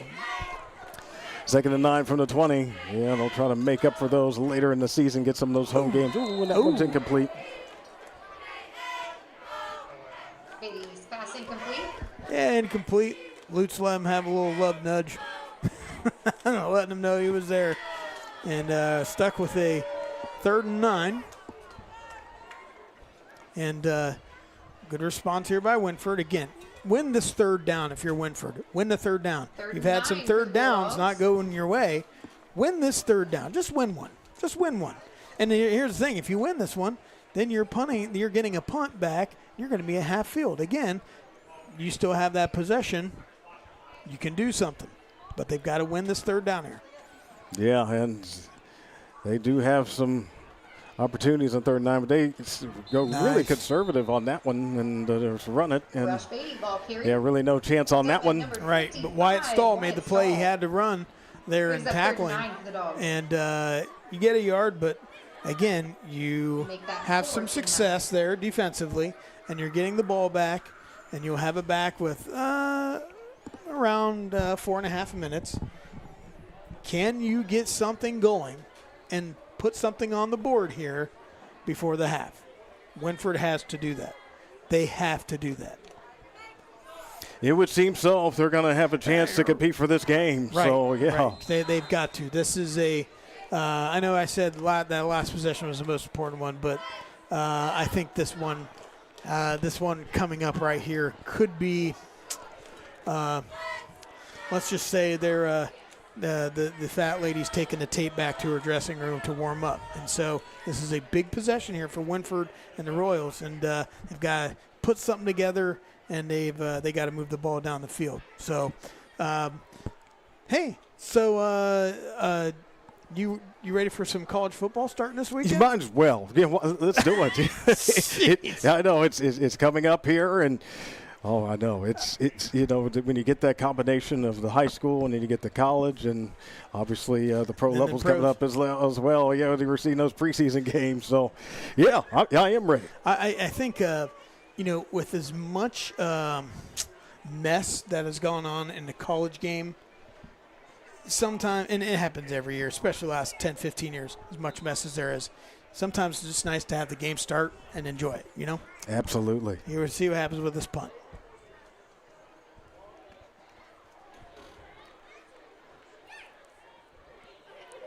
Can return it, Cooper. Ooh. Yep. Take the hit. Why not? Number 12, Braden Davis with the big tackle. Yep, taken down here, but you're right. You're basically at midfield here, so Wynford has a chance again. take some chances. I know I said that earlier, but throw the ball down the field. Let it go. Is there a vertical route in that playbook? Let's do it.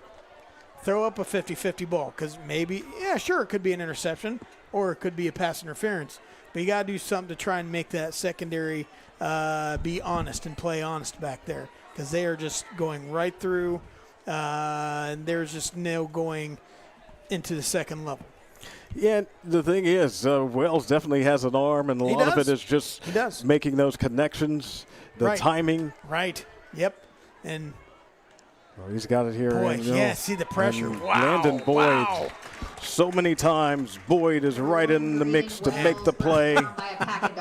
that young man, I know I mentioned earlier, but my goodness, just the tenacity that he brings. And so, yeah, you're right. You're exactly right there, Kirk. You know, I'm talking about taking a deep vertical or some sort of fly route or something, but he has to have time to do it. And East Knox made sure he did not on that play.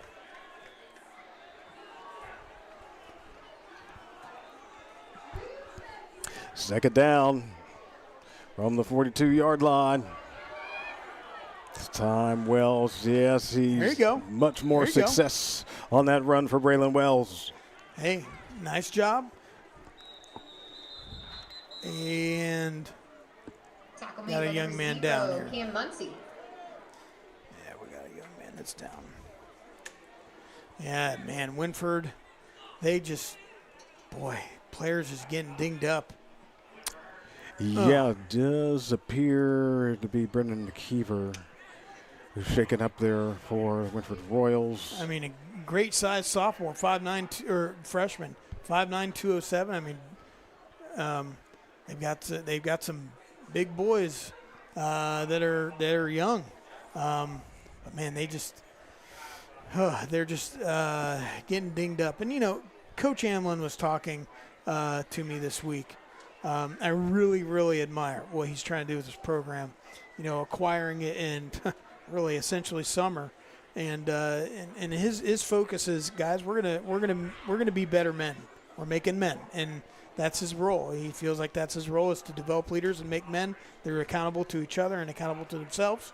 And you see him as he's talking, and players are listening to the coach. And last week, the word of the week was sacrifice. And this week, it was focus. And you know, he talked about the need to honor his teammates. Okay. And your teammates honor each other, and you honor yourself. And you know, Coach Amlin's doing a great job. Just, boy, he's had some there's been some unfortunate injuries, combine that with youth, and this has just been a rough night. But it's third and manageable. Yeah, we third see McKeever longer, being but he's being helped off. Yeah. It's not a good sign, unfortunately. Yeah. We'll see. So that's two linemen that they've had dinged up now, and see what they can do here, trying to sustain a drive. From the 49, third down, in some trouble, Wells. Yeah, had Zayden's ear open. He was trying to throw on the run, and that's a hard. There's players that do that on Sundays that make a lot of money, and they can nail that right on the spot. That's a hard play. That's a really hard play to make. And just trying to find zero at that time. Yep. Ooh, I know. Some big pressure. And if you're the Royals, I would go for it here. It looks like that's what they're doing. Okay. From the 49-yard line, okay.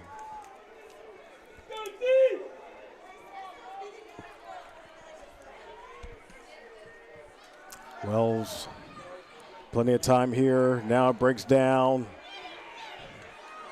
And just freelancing, and a Boyd, another one. Turnover on downs. Number 28, Landon Boyd and I know it's frustrating. And young man's just trying to make plays. And, you know. Very impressed to see the work that Landon Boyd's been doing in this game. But, yeah, it is going to be frustrating from the other side for Wynford, no doubt. And East Knox, they are there, and they're making it difficult for Wynford. Listen, Braylon Wells is a great athlete. He's a sophomore. That's the thing. A lot of these kids are young, and they're developing. These are guys that might be playing JV normally, and they're having to grow up and play varsity football. And they're developing. The skill is there. It just has to happen, has to hit on all cylinders. 1st and 10, 41-yard line. Reversing is Rush. Looks up. Toss. And no way home there. Incomplete. 2nd down. Yeah. Stops the clock. Brings up 2nd and 10. Good play by Beatty. Nothing there. Get rid of it. You're outside the pocket. Throw it beyond the line of scrimmage. Live another day. The clock does stop. You're under 3 minutes. If you're really looking to end things, putting up points here would certainly close some doors, right? They're going to go for it. Absolutely. They're going to try to get those points. So if you're running pass play there, you're looking to close some doors here and score some points. 2nd and 10, 41-yard line in Wynford territory is East Knox. And Clark, left side. Yep. Good running right there. For Logan Clark. Just basically a toss, halfback toss there, and opening up that space, getting your players in space. Nice job by East Knox. Great job by Wynford limiting and not giving up a 1st down right there, by the way. 3rd and 2 for the Dogs. Yeah, look close from this angle. We're right. The officials are right there. As they know, that's where you went out. So, okay. Yeah. So nice job by Wynford and holding it. Hey, it's 3rd down, man. Let's grit them teeth and make a play. On the 34-yard line, 3rd down and 2. Yes, Wynford definitely needs to get a stop. Beatty pushes forward, spins around, and it looks really good from here. And they are calling it a 1st down. 1st down, Bulldogs. 5 yards, 4.5, 5 yards, and retaining possession. Nothing fancy. All he did was just take off in that odd front and hit a gap, open gap, block scheme-wise, and got the manageable yards. And that's the thing when you're running an odd front. It's unless you're blitzing something or you're bringing it down, an eagle back or something, then you're kind of opening it up for those 3 or 4 yards, and that's what they did. 1st in for a 29-yard line. Beatty pass. Caught the far side for Peyton Hall. Yeah, nice, great play. Zipped it in there. Beatty's pass completes in number 5, Peyton Hall. 1st down, hit him Bulldogs. right in the chest. 1st down. And, you've got plenty of time. You've got 2 timeouts, so time is not an issue per se. 20-yard pass. That's only the 3rd completion. That's only 3rd completion. That's the thing. They can do it through the air, but they've been doing it on the ground. Beatty to go downfield to Cam. And Cam Muncie gets surrounded. Cam Muncie. About 7-yard pass there. So again, that's only the 4th positive completion that they've had, and so they had So East Knox showing they can do it both ways. On the 4-yard line. See if Wynford could maybe go into some goal line here. Okay, marking from the 4. Let's see. Appeared to go for a little hard count right there. Keeper. Yep, and Beatty, no problem. Touchdown, East Knox. They're up by 5 scores. Wow. It's been impressive for the Bulldogs. I tell you what, they've done it every which way tonight. They've done it every which way. They've made it hard for Wynford when they're on offense, and they've made it hard for Wynford when they're on defense. And East Knox has just played a complete first half. And, there's not much you can say other than that. It's been a complete first half for them. Look who's kicking. Yeah. Yes. Gracie's in. And it just doesn't go this time. But she's going to get some more opportunities. So I know you were looking to talk about Gracie McDonald. You had a conversation with her. I tell you what, I was able to actually go down there and talk to her before the game. I walked by her, and she was talking to some friends. I'm like, hey, I introduced myself, and I was like, I just want to talk a couple minutes. And she's, golly, what a great kid. And here's the thing. She said, I know other girls are looking up to me. She said, there's a couple there's like a 5 or 6 year old girl and her friends, and they always wave at me, and she said, I know my role. And that's for a freshman, Kirk. Yeah, she it's a beautiful knows thing. her role, and she's like, I know they're looking at me. I'm like, daggone. She did it in junior high, and yes, here she is at the high school level. And when you look back at the annals of East Knox history, they haven't had a girls player before. Yeah. And so here she is sort of breaking some ground, and we do love that Gracie is that type of inspiration. And it's good stuff. It's good stuff. It's bigger than football, right? And it's a little bit like what Coach Amlin was talking about, the things he's doing at Wynford. There's things that are bigger than the sport. And no one is bigger than the sport and the lessons that you learn in this game. And for her, man, that's just great stuff. I coached a young lady when I was coaching at Bucyrus, and it's neat. You just don't expect that, and it's neat when it happens. So Gracie, I think very highly of her. I'm proud that she's out here playing. And she was talking about how she did soccer and higher level soccer, and she's like, I just got to middle school, and I was like, well, they don't have soccer here, but I could kick, and it's neat to see what she's going to be able to do here in the next 4 years. No question about that. So all right, minute 32 to work with here. Wynford Royals down 34-0, and Wells has been putting in a lot of work, particularly on the ground. Ring to the right side, tries to break a tackle, and yet another. So no question about the work that Wells has been putting in, and he's certainly going to try to get that breakthrough if he can at some point. Well, and again, here's the thing. There was nothing fancy about that play. Nothing fancy. If that's what Wynford has to do to get positive plays, do it. And then every once in a while, then throw in a wrinkle and try and run some sort of vertical route of it. But this right here, it works. On the 45. Oop. Not much doing right there. But you got to block. Yeah, exactly. Got to block. Yeah, and sheesh. Wells brought down in the backfield by a pack of dogs. But you got to block. And it's a third down and long, third and 9 for the Royals. And that's 34 seconds here. You open it up and just throw deep. What do you have to lose? What do you have to lose? I would like to see that. I mean, right.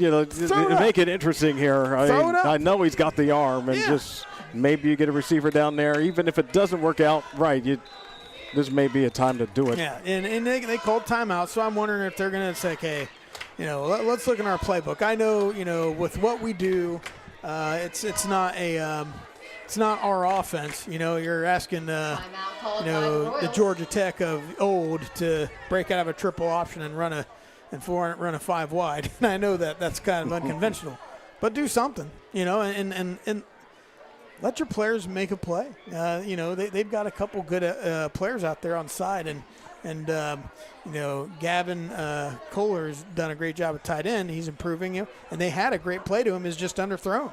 So take another shot like that. Take another shot, because they do have one timeout still. So that's right. There's only 10 seconds, but if you get a long play, you call timeout with 1 second left. See what happens. I'm all about that. I think you do play it out. You work through scenarios. Yeah. That's how you build toughness. Sometimes a particular game may not work out so well for you as far as winning that game.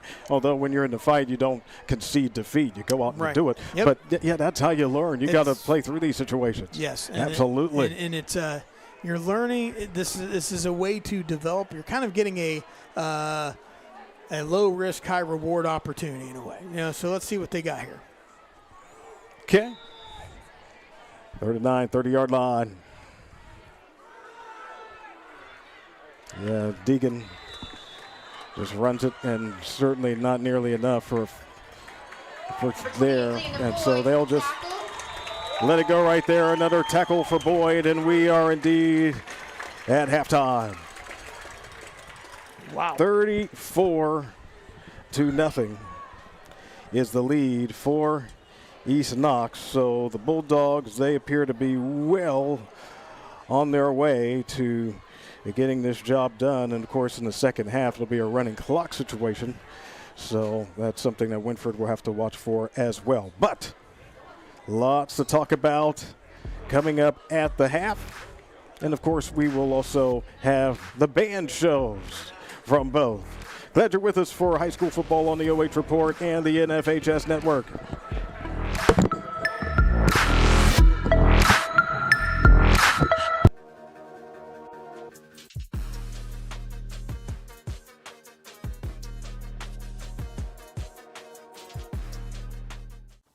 Take a look at all the action from Friday night football right here in North Central Ohio with great analysis, highlights, coach interviews, and so much more every single Friday night right here on the OH Report.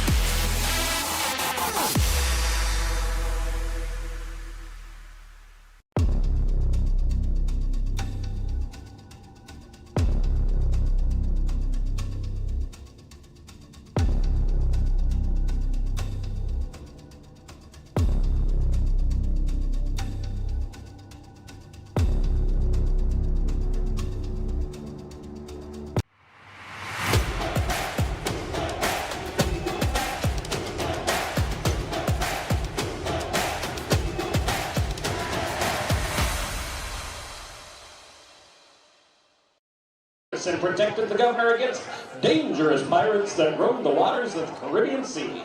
In one final act of heroism, trying to save the governor's family on a sinking ship, he was tragically lost at sea, but legend has it, he now roams the Caribbean as a ferocious shark, chasing down evil pirates one ship at a time.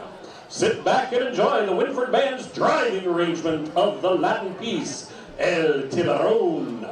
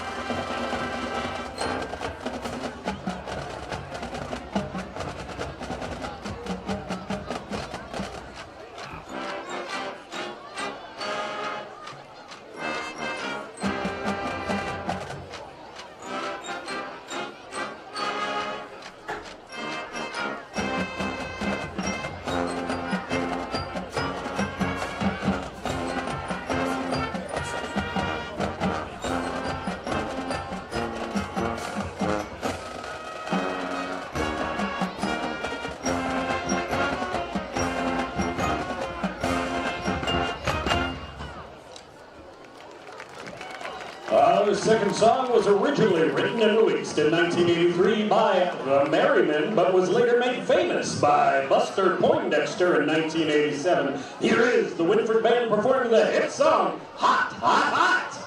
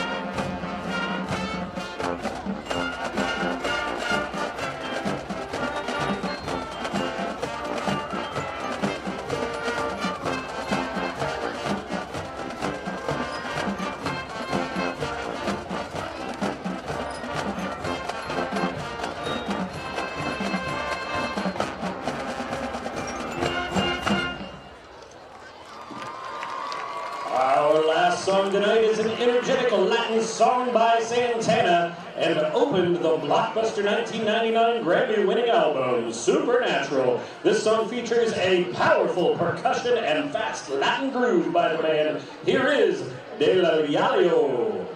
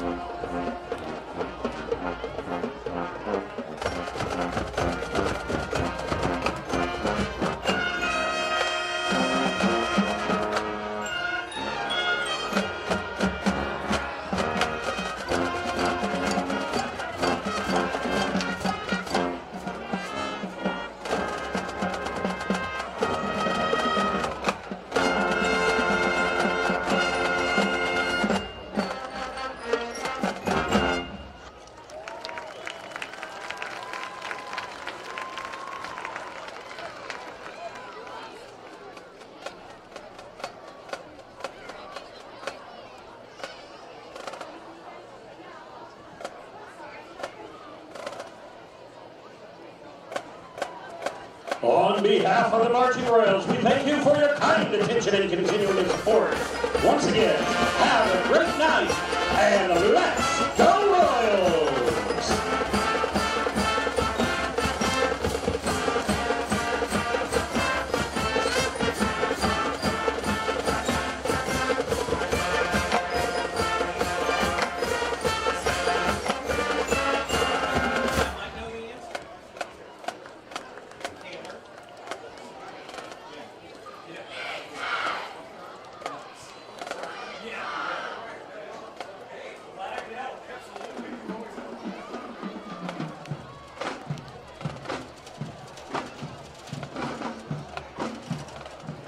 We proudly present the 2026 edition of the East Knox Bulldogs Band of Pride!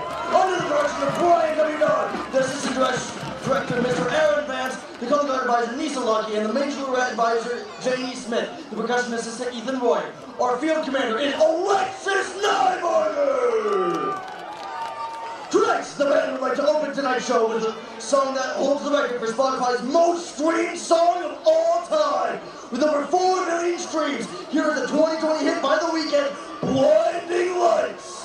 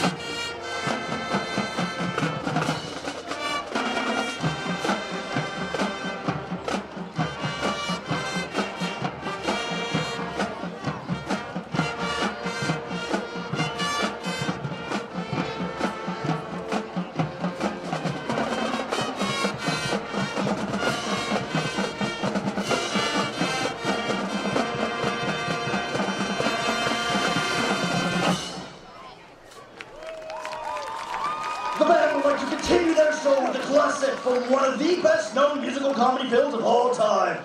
Enjoy as we feature our major laureates and color guard from a hit from the movie of the same name, Singing in the Rain.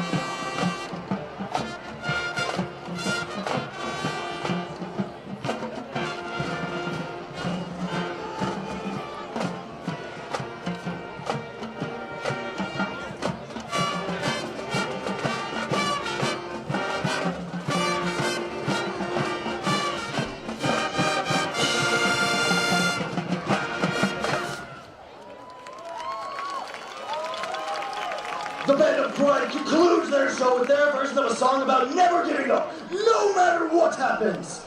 Here is the Shakira hit from 2016 and the movie Zootopia. It's time to try everything.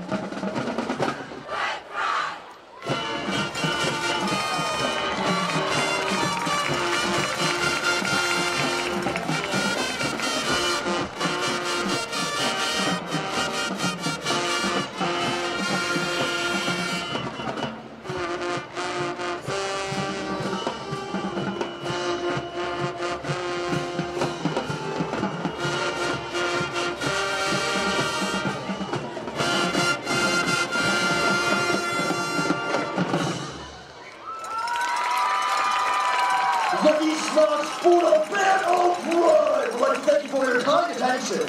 We also want to wish the Wynford band the best of luck for the rest of their season this school year.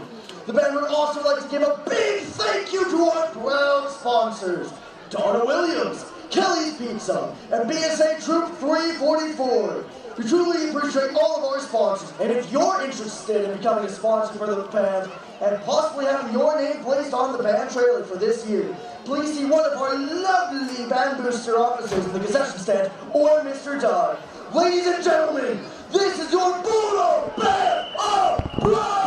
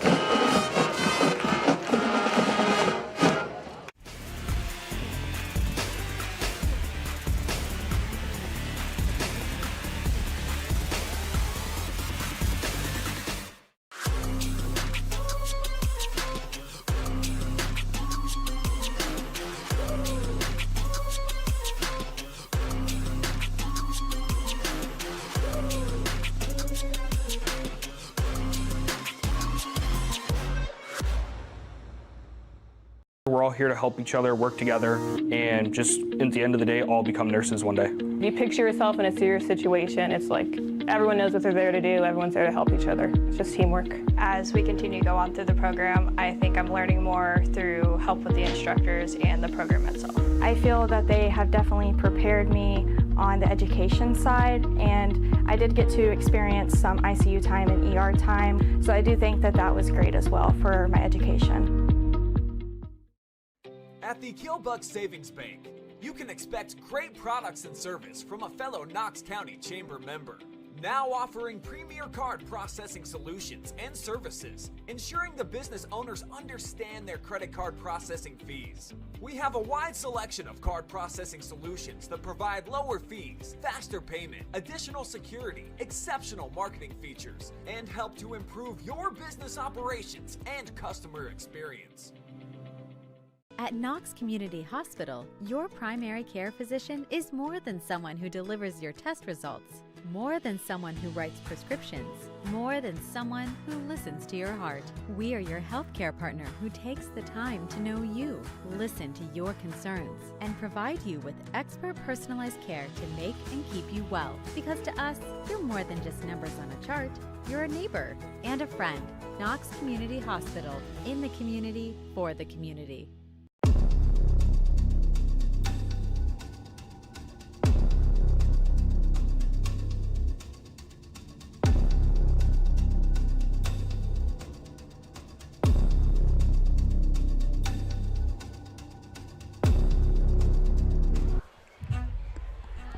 Tonight's $100 201 Club winner. Time for our halftime show, brought to you by the Killbuck Savings Bank.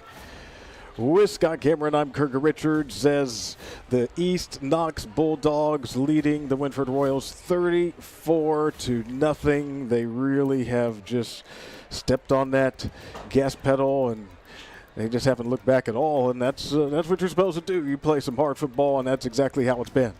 Right on. And here's the thing. East Knox has just, well, I'll just say it. They've been dominating every facet of the game, and they've made it really hard for Wynford to execute anything offensively, and they've provided a lot of matchups problematically defensively too. And, I mean, we just see that with simply first downs. That's not the story. Look at the pass yards, -5. Wynford does not have time to set up anything that results in a positive passing scheme. Okay, well, so let's look at rushing yards. Well, they've had some good moments, and they've moved the ball, but of that 60 yards there, it was, a matter of fact, 32 of it was early on in the game. So when you take away that play, it's been an uphill battle. And so when you then look at the total yards and then the rushing yards for Mount Gilead, that tells you what you need to know. We came in here talking about, oh, man, not Mount Gilead, sorry, East Knox, my goodness, they've just got 4 wide receivers, and they could air it out and zing, zing, zing, move down the field like, Hawaii back in the day. But it's not been that. It's on the ground. And they've just created so many problems on the ground, and it's been working, and they're not going away from that recipe. And it's resulted in this score that we have here. And Wynford has shown their youth tonight, and they've had a couple unfortunate dings with some injuries. And you add that in with youth, and, man, it's an uphill battle. And the Royals, did you ever have growing pains when you were a kid? Sure. Oh, yeah. In your legs, and that is what's going on right now for the Royals. They have a lot of growing pains right now in their legs. And it's not a fun position for them to be in, but that's the current reality. And they've had to come into the second half, and they're like, hey, guys, we're either going to lay down or we're going to fight for each other. And do exactly what Coach said, sacrifice, focus, honor each other. And that's what they've got to come out and do here in the second half. Okay, well, let's see. Starts here. And getting a return, Eli Cooper near the 30-yard line. And, yeah, so they need a really positive drive here. Right, and it's got to be, it's got to be a touchdown, right?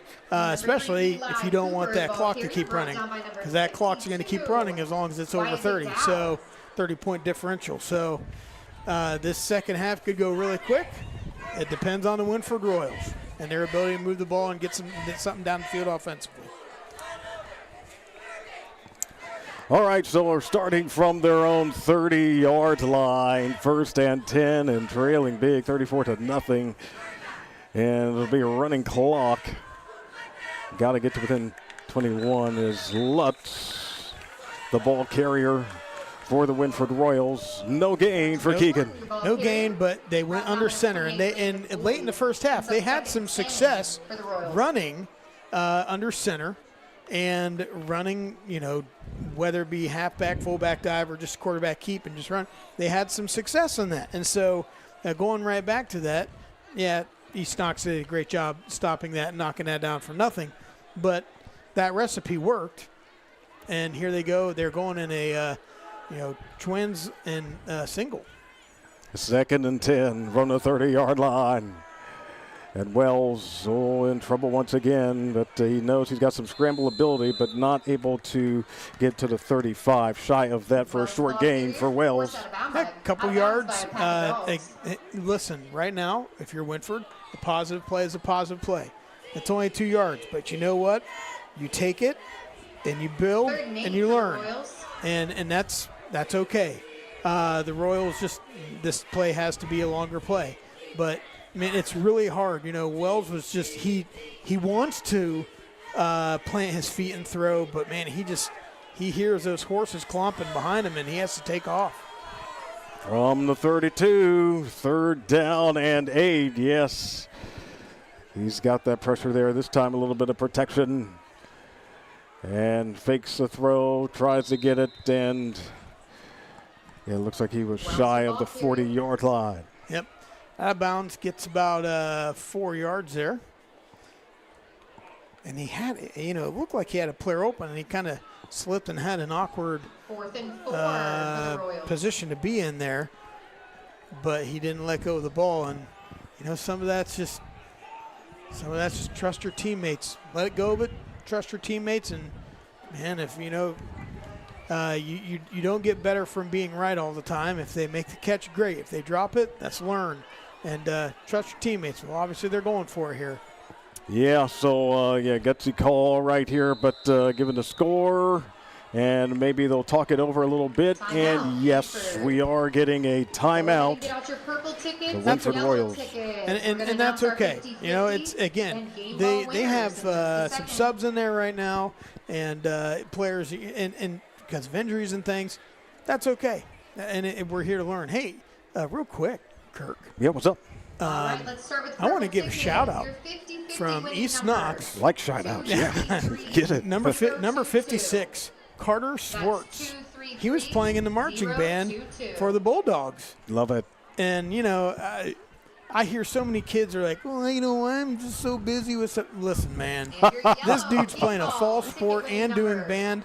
I was in probably too much as a kid. I was probably too involved in things, and I'm probably still too involved right now. Don't ask my wife. But the thing is, you see kids like that, and man, doing sports and arts and having those different experiences. Shout out to that young man and staying true to that. Good for you, buddy. 4th and 4 from the 36. Yes, back foot throws it. Oh, and that one was close. Oh, we got a flag though. The fans are booing. But we have a flag on the play. Hey. Well, take a look at it. Look, maybe I think he's calling a hold. Oh, that was the signal he gave, didn't he? Yeah. He just gave a hold signal. So it's called against the Bulldogs. Yeah, so that means before the ball was thrown. So pass interference only exists when the ball's in the air. So, hey, that's a first down, baby. So, again, just take a chance. And it worked out there for the Royals, and they get a first down. They will certainly take it all. They will take a first down. Oh, Absolutely. well done, yes. Yep. Royals taking advantage of it. Placing the ball right at midfield there. Looks like the nose on the 50. Yeah, so good. About 14 yards on that. So back under center. Quick release near side. Cooper, and he gets walloped immediately, and he holds on. But what an awesome hit right there for Colton Armstrong. Colton Armstrong with a big Colton hit. Armstrong. Loss of about a yard on the play. Wow. Yeah, certainly want to big take hit on another Cooper. look right there. Yeah. And Cooper's not feeling really. He's, he's, it's one of those things where you also don't want to have any more injuries or losses. And, boy, what a hit by Colton Armstrong. My goodness. Yeah. Great form tackle. Sure Great was. form tackle. That's all it was. Second down from midfield. Wells. Yeah, he's comfortable running that ball. Right behind him, Cam Muncie, and multiple Bulldogs is able to bring that play to a stop. Yep, got 3 yards, and boy, and going back to that tackle, it wasn't a bad throw. It was just, or even great catch and everything by Cooper. It was just he was there. Great timing by Colton Armstrong, and good play drop. Everything was good for Wynford's end, but man, Armstrong just making that play. No doubt. 3rd and 7. From the 47. And, it's one of those things where Wynford has to have players back there to try and protect. Bobbled right there. Was able to escape. Got away from Link, but then Dakota Wells brought down was by able to hit him. Dakota Cooper. When you have to bring players back, and whether it's fullback or even wings, you're losing. Those are weapons you can't put forward. And you can see that right there. And so, you keep doing that, and you're like, well, we're protecting the quarterback. I get it. I understand that. But, if you have a couple guys back there, that's 2 guys not running routes. And so it kind of limits what you can send downfield. But here we are, 4th down, 4th and 4. That's what it is. Oh, my goodness. From the 44-yard line. Got to get to the 40. Quarterback Wells has it. Throw. Ooh, and incomplete. Looking for Eli Cooper. Wells pass incomplete. So that is a turnover on downs. The ball goes back to East Knox, leading at 34-0. And yes, the clock just continues to move. Running. Yep. So, East Knox look for a healthy dose of running the ball on these possessions in this half. You might have some passes, but sportsmanship-wise, a lot of things will be run and keeping that clock moving. Because, again, I mean, just like Wynford doesn't want to – they can't afford to lose players. East Knox can't either. So be safe and run safe but positive plays. First attempt from the 44-yard line. Yep. That one's diagnosed very quickly by the Wynford Royals. Multiple Royals there, including Jamison Krall. Yeah, Krall did a nice job filling in the gap there with a bunch of other Royals. And, hey, no gain on the play. I mean, nice job by Wynford. You know that's coming. And they answered the bell. Nice job. Yeah, second down and 44 for East Knox. Yeah, this new setup that they have with the spread, it creates a lot of matchup issues. Yeah, it's been working out well on this night, and worked out well last week as well against Northridge. So, yep, one on the far side. Again, no Not gain. much doing, nope. Yeah, nice job by the Wynford Royals. Yeah, we were looking at some scores earlier, and I believe Centerburg lost tonight.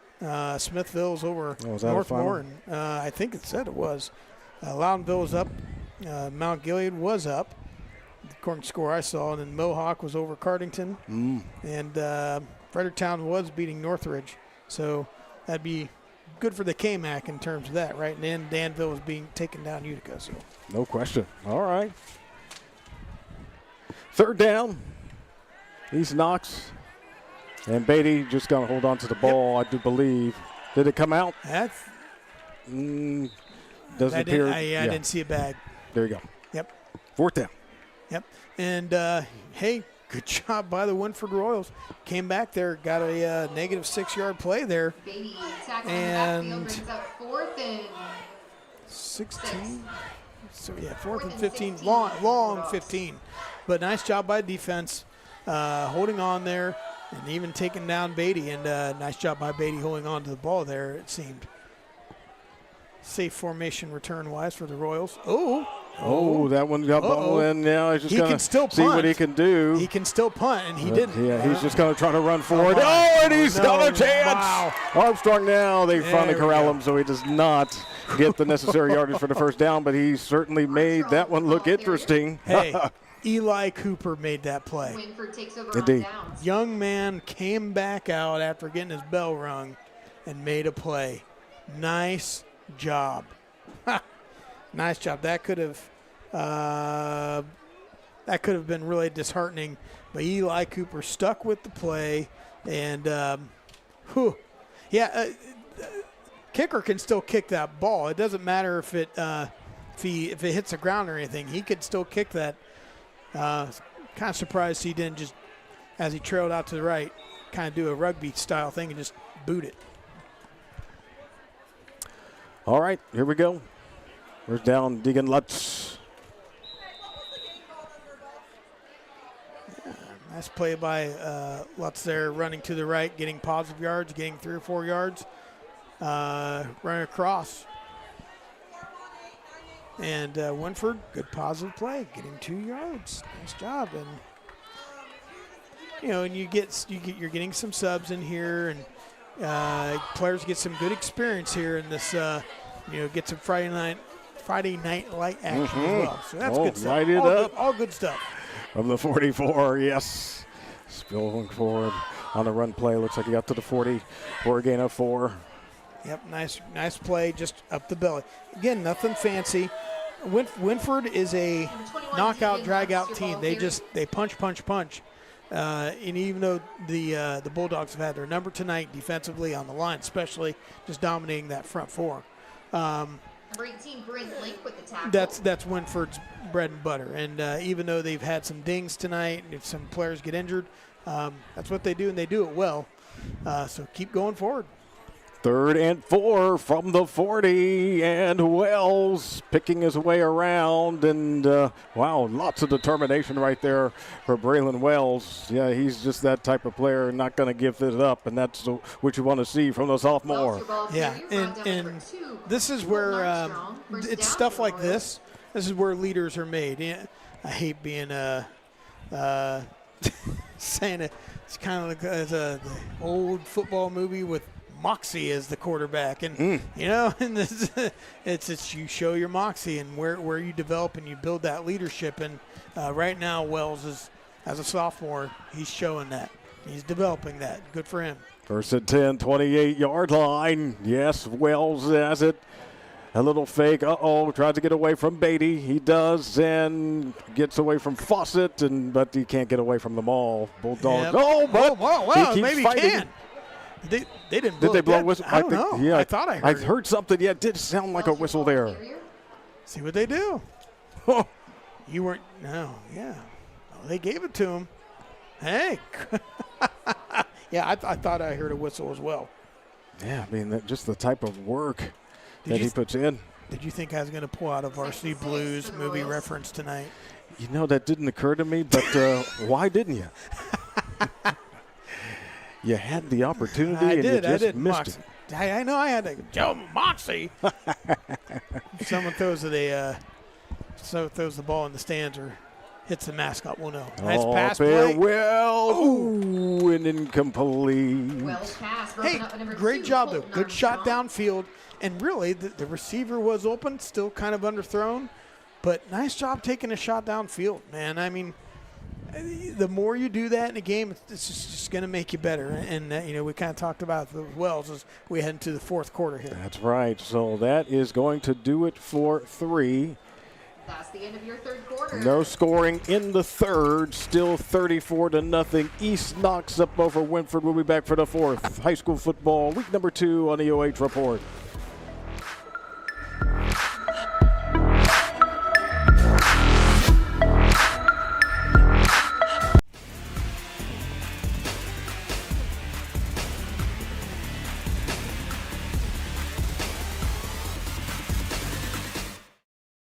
At the Killbuck Savings Bank, you can expect great products and service from a fellow Knox County Chamber member.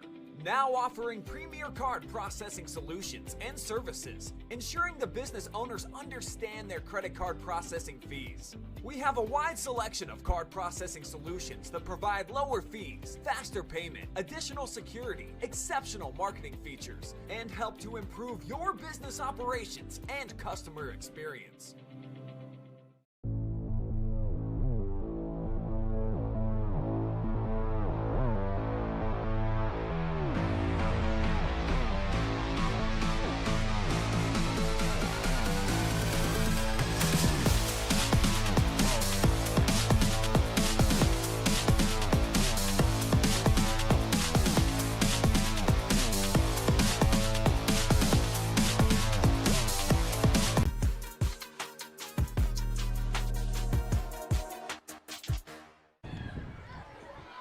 Lutz, your ball carrier. We're back for the fourth quarter of a running clock here at East Knox, where the Bulldogs are leading it 34-0. We did get one play in the fourth quarter start, and that was it. Our Central Star Home Health instant replay. Yeah, Deegan had a nice run there, fighting through the crowd, getting positive yards, making it 4th and short. See what they do here with the spread. Going for it the rest of the way. Any opportunity they have, just got to do it. And timeout. Call timeout. Yep, timeout Wynford. Timeout Wynford, talk yes. about it. Learn from it. I get you. And something else that we talked about a little bit ago, but Wynford has a little bit of growing pains right now. Last year, East Knox had some growing pains, and they had some struggles last year. And losing Aiden, that fine young man. I'll tell you a real quick story. I went to a Thanksgiving meal at a Lacombe Church of Nazarene, and Aiden was there, and I sat and talked with him for about 5 minutes, 10 minutes, and man, I was so impressed with that young man, and he had a plan. He's like, yeah, when I beat this, and unfortunately he lost his battle, and these kids, they had a rough year last year. They lost a teammate, they lost a leader, and they're better for it now. So, it's one of those things where the Royals, it's not all rain. Then there's rainbows. It's a growth and development thing, and they're just fighting through it right now as they should, and see what they pull out here 4th down. Well, it is Wells who is with it, and Muncie tracks him down, and yes, Cam Muncie with a fine play. Wells brought down. So yeah, obviously that's going to be a turnover on downs. Yep. Oh my gosh. Yep. And again, he was trying to get rid of it and toss it, and growth and development. It's things like this. You watch film and you get better. And again, you can choose to. You don't want to say you forget about it, because you can't forget about it. You learn from it. You forget about the. You remember the lessons, but you forget the feeling. And you try and move on. You improve, but it's going to be a film week where they have to grow and develop and get better, and. See what they do coming back next week, because they start the N10 next week. It is not a forgiving schedule for them, no. and East Knox plays Tuscarora's Valley. Yeah, that's right. Yes, TV, the old TV, and boy, I tell you what, that my sister lives up around there, and they've got some good football teams up there. Yeah, they love football up there, don't they? Yes, football. Exactly. And so. That'll be a great game for East Knox, and that'll be a good measuring stick game for them moving forward into the KMAC. Well, yeah, we're definitely looking forward to it. Bringing it to you here on the OH Report. First down.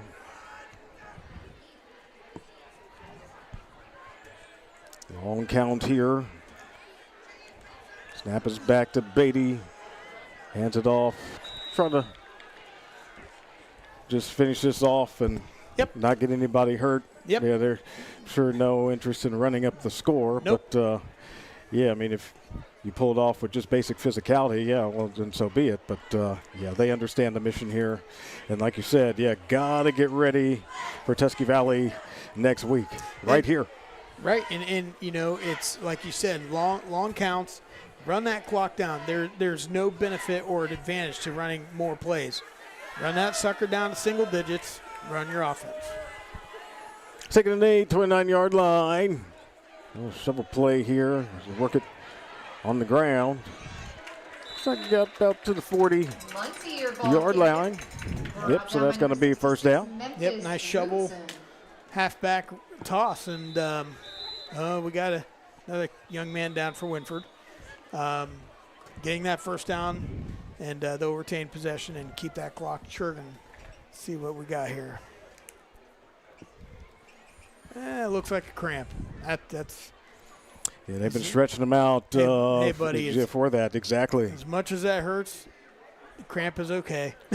Yeah, that's the main thing. It's not a serious injury, but yeah, it is painful. It's painful. Yeah, it's definitely painful. So, but yeah. So you said you had growing pains when you were a kid. Did you get a lot of cramps now? Do you ever wake up at like 3 in the morning? It's like locks up in your leg. You're like, ah. Oh yeah, yeah, exactly. That's what it was sort of like. Yeah, just waking up in the middle of the night, a whole bunch of things.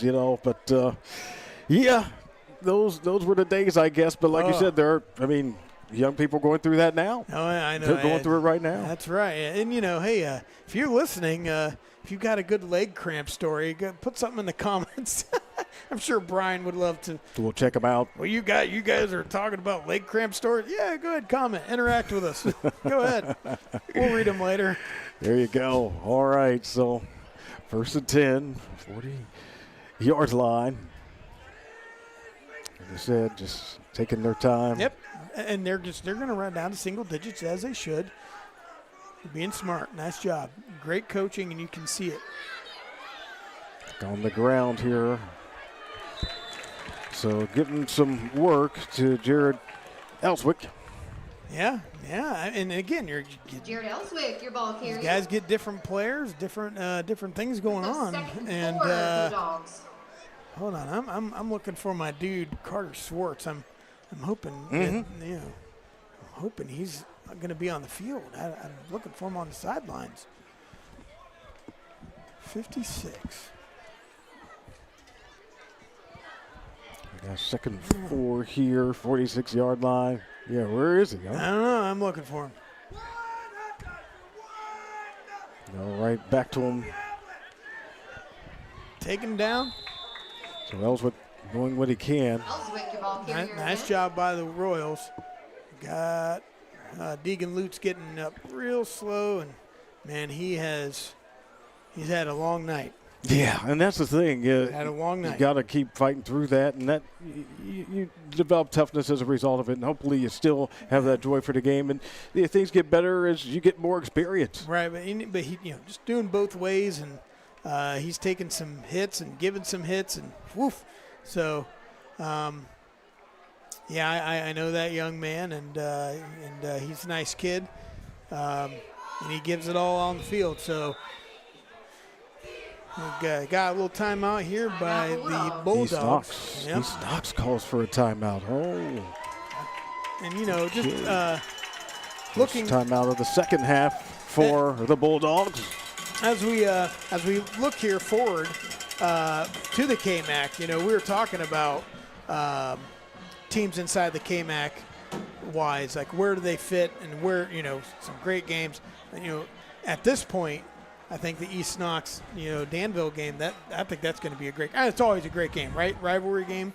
It sure is, yeah. That's a good one. But East Knox, with the weapons and the abilities that they have right now, that's going to be a great game. And I'm happy for East Knox to have this success.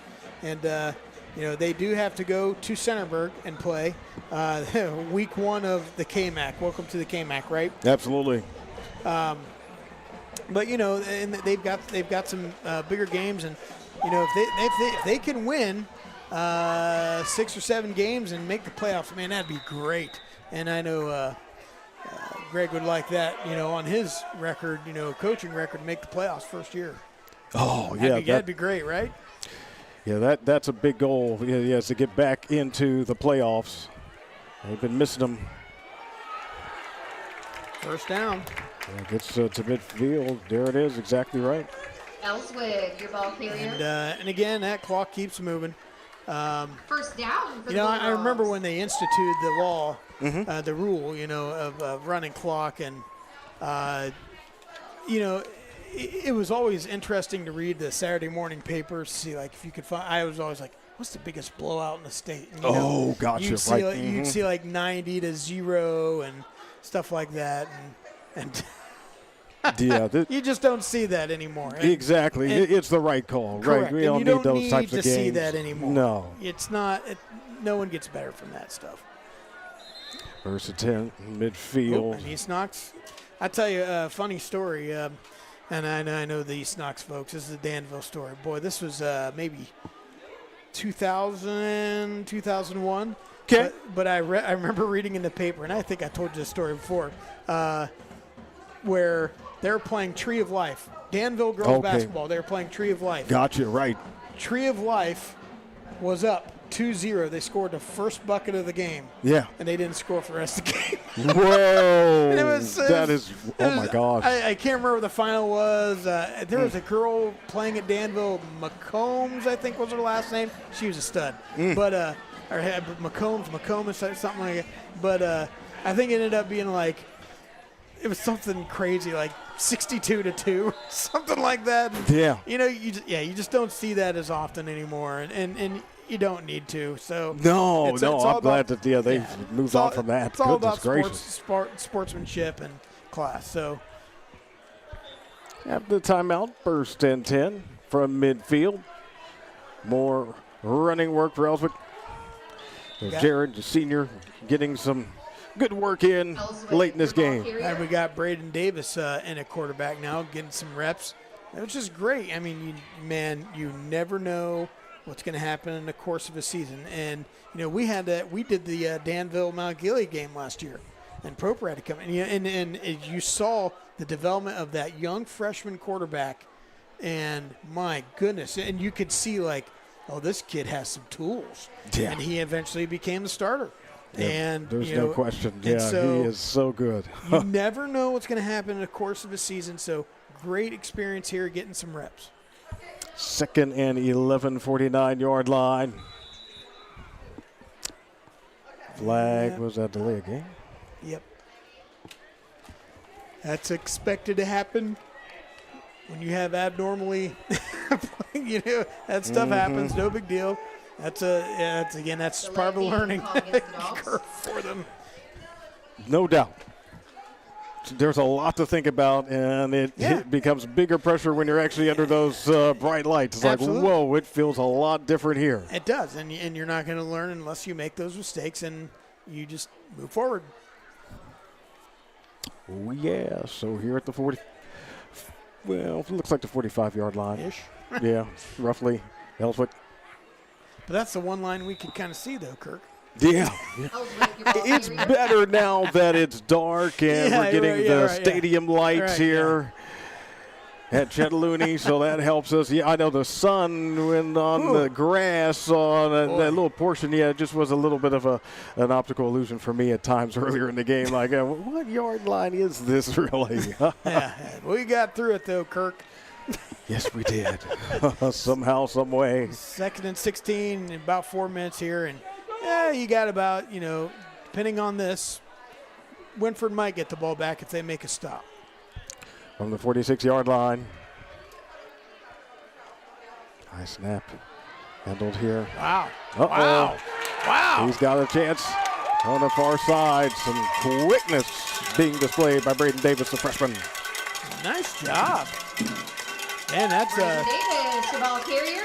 First down, Bulldogs. Yeah, that's worth another look. Yeah, nice job. Way to take off, slipped out some tackles. And I mean, hey, there's your future, folks. Scores for you real quick around the area. Looking Newark good. is over at Mount Vernon, 27-14. Ooh, Newark's beating Mount Vernon. That's a big school around here. Johnstown is over Centerburg, People booing. 50-0. Oh my gosh! Yeah, so you heard that 50-0. What was that? Yeah, Johnstown leading Centerburg. Wow. 50-0. That's what we heard on the PA. So. Wowie zowie. Yeah. Oof.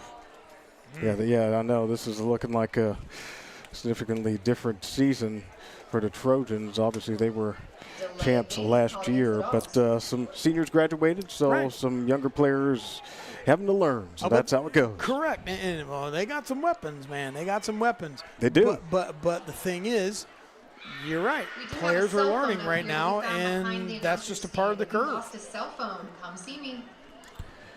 1st and 10. 32. Yeah, we're seeing it here tonight where players are they're learning and they have to get better and Braden Davis up the get up to the level where it needs to be. And that's okay. Absolutely. That's okay. It's bigger than football. Bigger than football. Yeah. These guys, these young men out here, they're gonna have families of their own one day. They're gonna have to be in a workplace one day.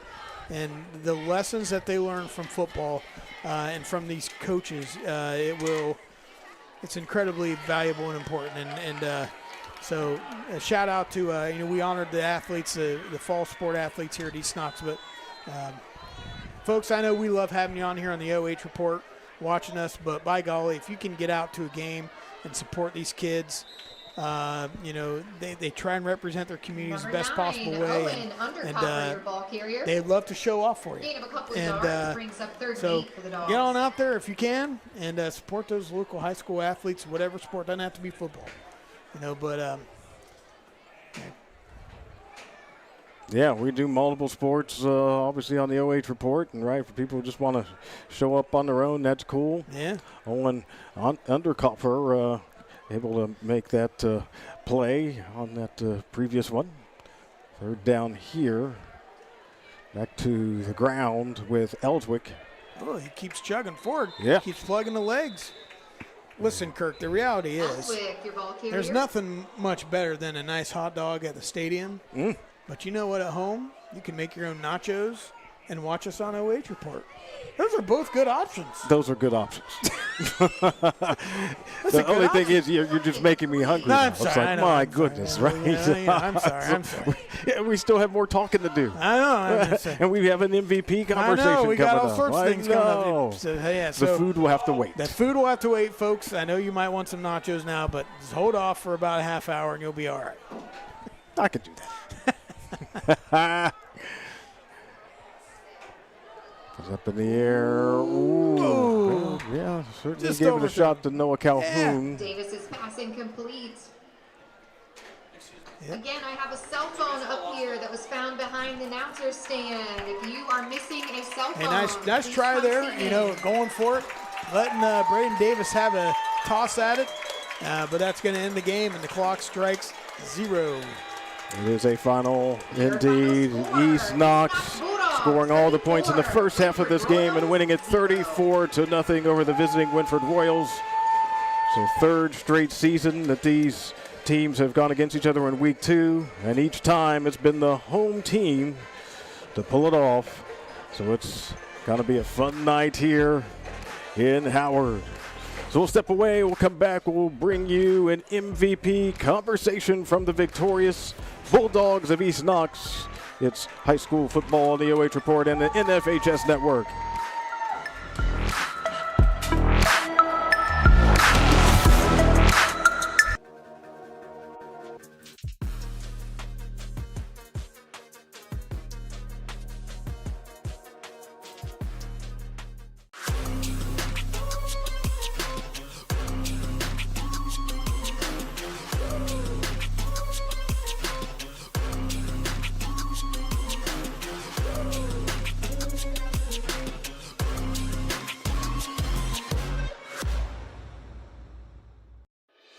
They spend 3 different semesters in an agency learning real-world stuff. Then they come back to our seminar and we discuss the academic piece of that and we support them through their journey. When I started my practicum, I started working with young kids. When I got into that one-on-one counseling with a kid, I just began to kind of have a light bulb moment where everything fell into place and I could direct the conversation, I could ask questions, and I just knew that this is what my education was for. At the Killbuck Savings Bank, you can expect great products and service from a fellow Knox County Chamber member. Now offering premier card processing solutions and services, ensuring the business owners understand their credit card processing fees. We have a wide selection of card processing solutions that provide lower fees, faster payment, additional security, exceptional marketing features, and help to improve your business operations and customer experience. At Knox Community Hospital, your primary care physician is more than someone who delivers your test results, more than someone who writes prescriptions, more than someone who listens to your heart. We are your healthcare partner who takes the time to know you, listen to your concerns, and provide you with expert personalized care to make and keep you well. Because to us, you're more than just numbers on a chart. You're a neighbor and a friend. Knox Community Hospital, in the community, for the community. Take a look at all the action from Friday night football right here in North Central Ohio with great analysis, highlights, coach interviews, and so much more every single Friday night right here on the OH Report.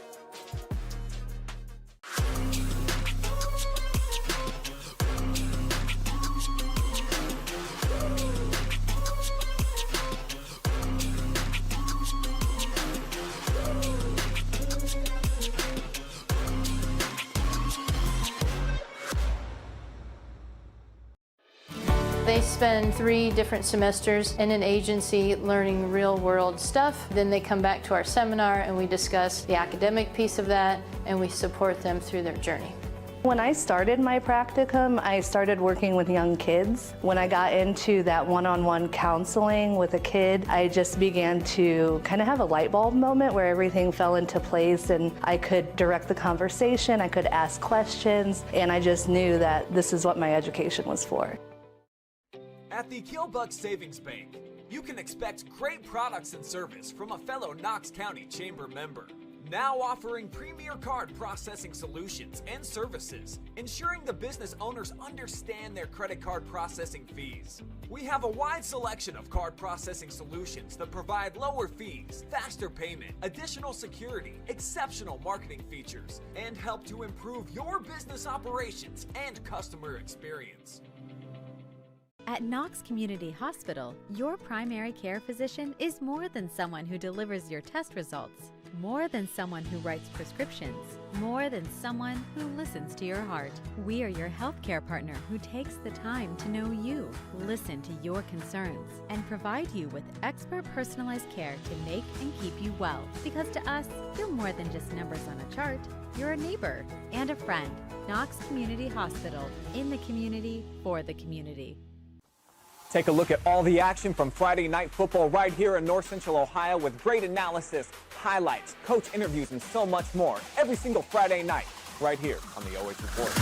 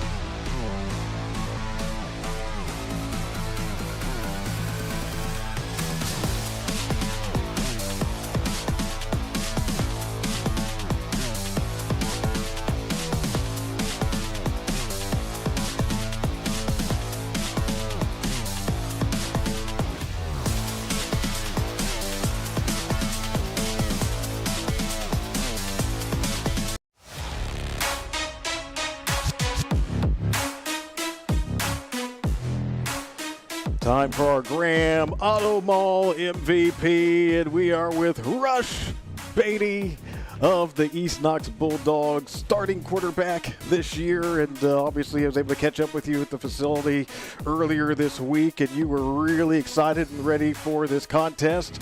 Had a couple of rushing touchdowns in the game, leading the way, and also making big plays on defense. How would you assess how things went for you and your team in getting this W tonight versus Wynford? I think it went awesome.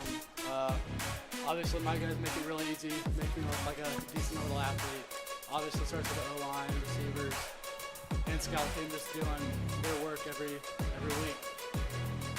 No question. I mean, it takes a lot of players to get it done, and you have players who are in different roles this year, including yourself. Obviously, Jax Lester, he was a quarterback for quite some time, and you were playing in different positions, and you're with Logan Clark, and he was a receiver as you were last year. Now he's a running back. How has that adjustment been working out? It seemed to work out really well out there, but from your perspective. It's awesome. Logan really just like picked up right away. He was really like wanting to learn about how to get better as a running back, and I mean he's a great running back. There's other guys that just stepped up a big way this season, without.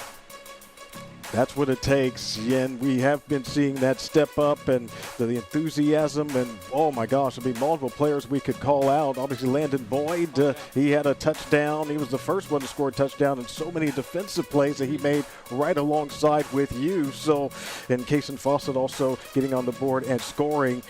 So you guys, you're just going to have to keep this thing going. You know that it's a tough conference, but not yet where we get into the conference play, because you've got the Tusky Valley coming up. So it's going to be here at home. We'll be here as well. You had some thoughts getting ready for TV. Let's go. I love it. Yeah, that's right. I love being the center of attention. Exactly, and yeah, you were playing it up well, my man, and it's been really cool. And like you talked about, everything's working out very positively with the new coaching with Gage Steinmetz, and obviously Andy Beatty's still there in the program. So everybody is working out really well with East Knox right now. So before we go, as you know, we like to do, get some shout outs. What do you got for us? Obviously, God. I mean, I go to church every Sunday, and it's just like, I love doing it. He inspires me every day. My dad, he pushes me. My mom, she wants, I don't know, she loves me. Obviously, my O-line, I'm working their butt off all week, all off season, and my receivers, defensively, we just work as a unit, and it's really good. I love my teammates, and I can't say enough, they make it really easy. All right, some good shout-outs there. Our Graham Auto Mall MVP, Rush Beatty. Congratulations.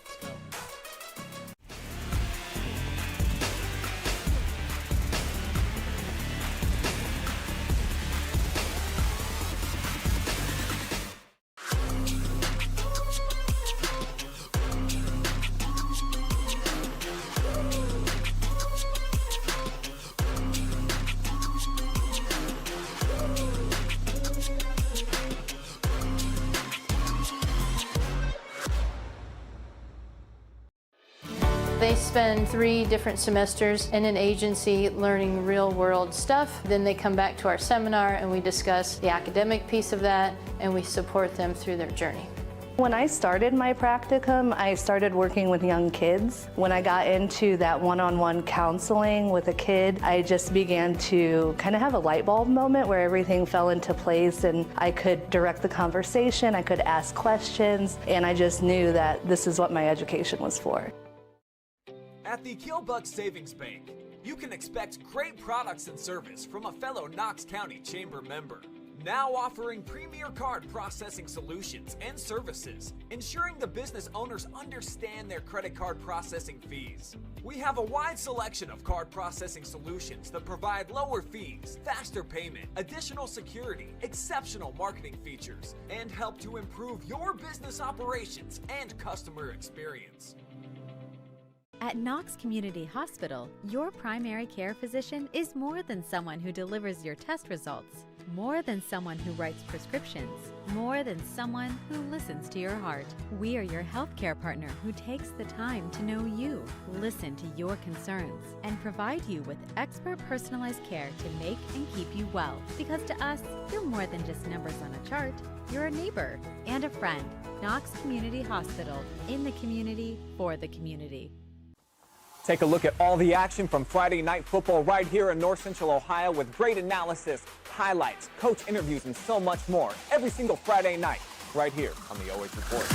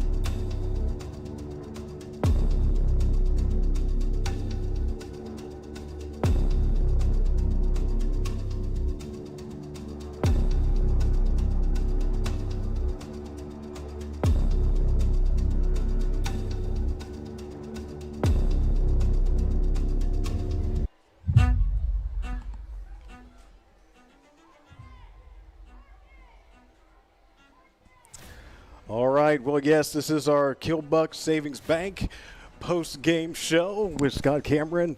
I'm Kirk Richards, and no doubt about it, the East Knox Bulldogs got the job done. They win it 34-0, and no scoring in the second half. It really was that statement that they had in the first half of play.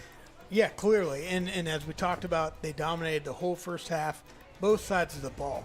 And, you know, when we go back to the keys of the game, I said the keys of the game, Wynford offense, line must win first down. They did not win first down. East Knox offense, no rush on rush. They protected Beatty. They allowed to run the ball downfield, found spaces to go. And then on the defense, make the power run non-effective for Wynford. And they blocked him up, and they did not allow that offense for Wynford to take off and control the clock. They clogged everything, and it made for a really long night for Wynford. Really long first half, short second half. Indeed, yes. But we look at these numbers. Yeah, well, you see it. So we can see statistically, I mean, the pass yards, whatever. It's about the ground yards. And, you know, you're looking at 103 there for the Wynford Royals. But, you know, 60 of them came in the first half. It was a short second half. But it was just a long night for Wynford. And East Knox, I really do feel like Wynford thought they were preparing for a passing scheme all week. And all of a sudden, East Knox comes out and they find success running the ball. And they don't stop doing it. And they just found a good recipe. And Wynford just could not, as a combination of that with, you know, some unfortunate injuries and losing some key players, especially on that line. And it just results in a long, uncomfortable night for the Wynford Royals. But they're young. They don't have very many juniors, but they have a lot to learn. And like I said earlier in the game, you know, we look back at last year. East Knox had a lot of growth from last year to this year, and it's just a development. That's how high school sports works. So one thing I am curious about, Scott, what would be the main thing that you would look for as an area for growth? Because Upper Sandusky is next. Upper Sandusky is a very physical football team. Right. What would say be like the main key that maybe Coach Amlin and the staff wants to really focus on to get ready for the Rams? They've got to do something to protect and shore up the line. Listen, their defense, they made some great stops. I just don't know if they were preparing for that ground game attack that Mount Gilead brought tonight. However, if they can do something that shores up the protection for the quarterback, that goes a long way. Unfortunately, some of that has to do with injuries and some players being dinged up. Now, if those players are out, that's where that development, it's got to be a real quick development. It's, you know, baptism by fire, and you've got to come in and be ready to play. So there's some things that could be done, but you're right. But unfortunately, here's the thing. Upper Sandusky, as we saw in week one, they are really, really solid on their line play. And so Wynford, they've got to figure something out with that, or it could be another learning experience next week for them.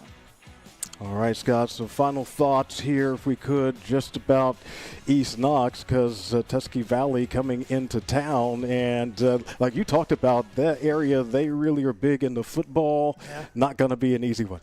No, it's not. And they're going to come in here and they're going to have something to prove. There's a lot of competition up there. And we think we love football around here, but go around the NFL headquarters around Canton, and, you know, they really love that game. And so East Knox, they have to come out focused. They have to play their game, and they have to find what works. Clearly, they can move the ball through the air. Clearly, they can move the ball on the ground. They're going to have to find what works, and that's going to come from watching film and getting ready for TV. But TV is going to want to come in here, and they're going to make a They're going to want to make a statement. So that will be a measuring stick game for the East Knox Bulldogs. Right, you are, and we, of course, will have that game next week, so looking forward to coming right back to Jet Looney Stadium and checking everything out, because that should be a fun event indeed. Definitely want to thank all of our sponsors tonight, the Killbuck Savings Bank, Schmidt Security Pro, Central Star Home Health, Graham Auto Mall, Knox Community Hospital, and North Central State College. We do appreciate everything you do to help us bring these games live and free for our audience on the OH Report. So Brandon Powell providing the images tonight, and Scott Cameron on commentary and analysis. I'm Kirk Richards, wishing you a good night from Howard. So long as we get back to you next week for more high school football on the OH Report.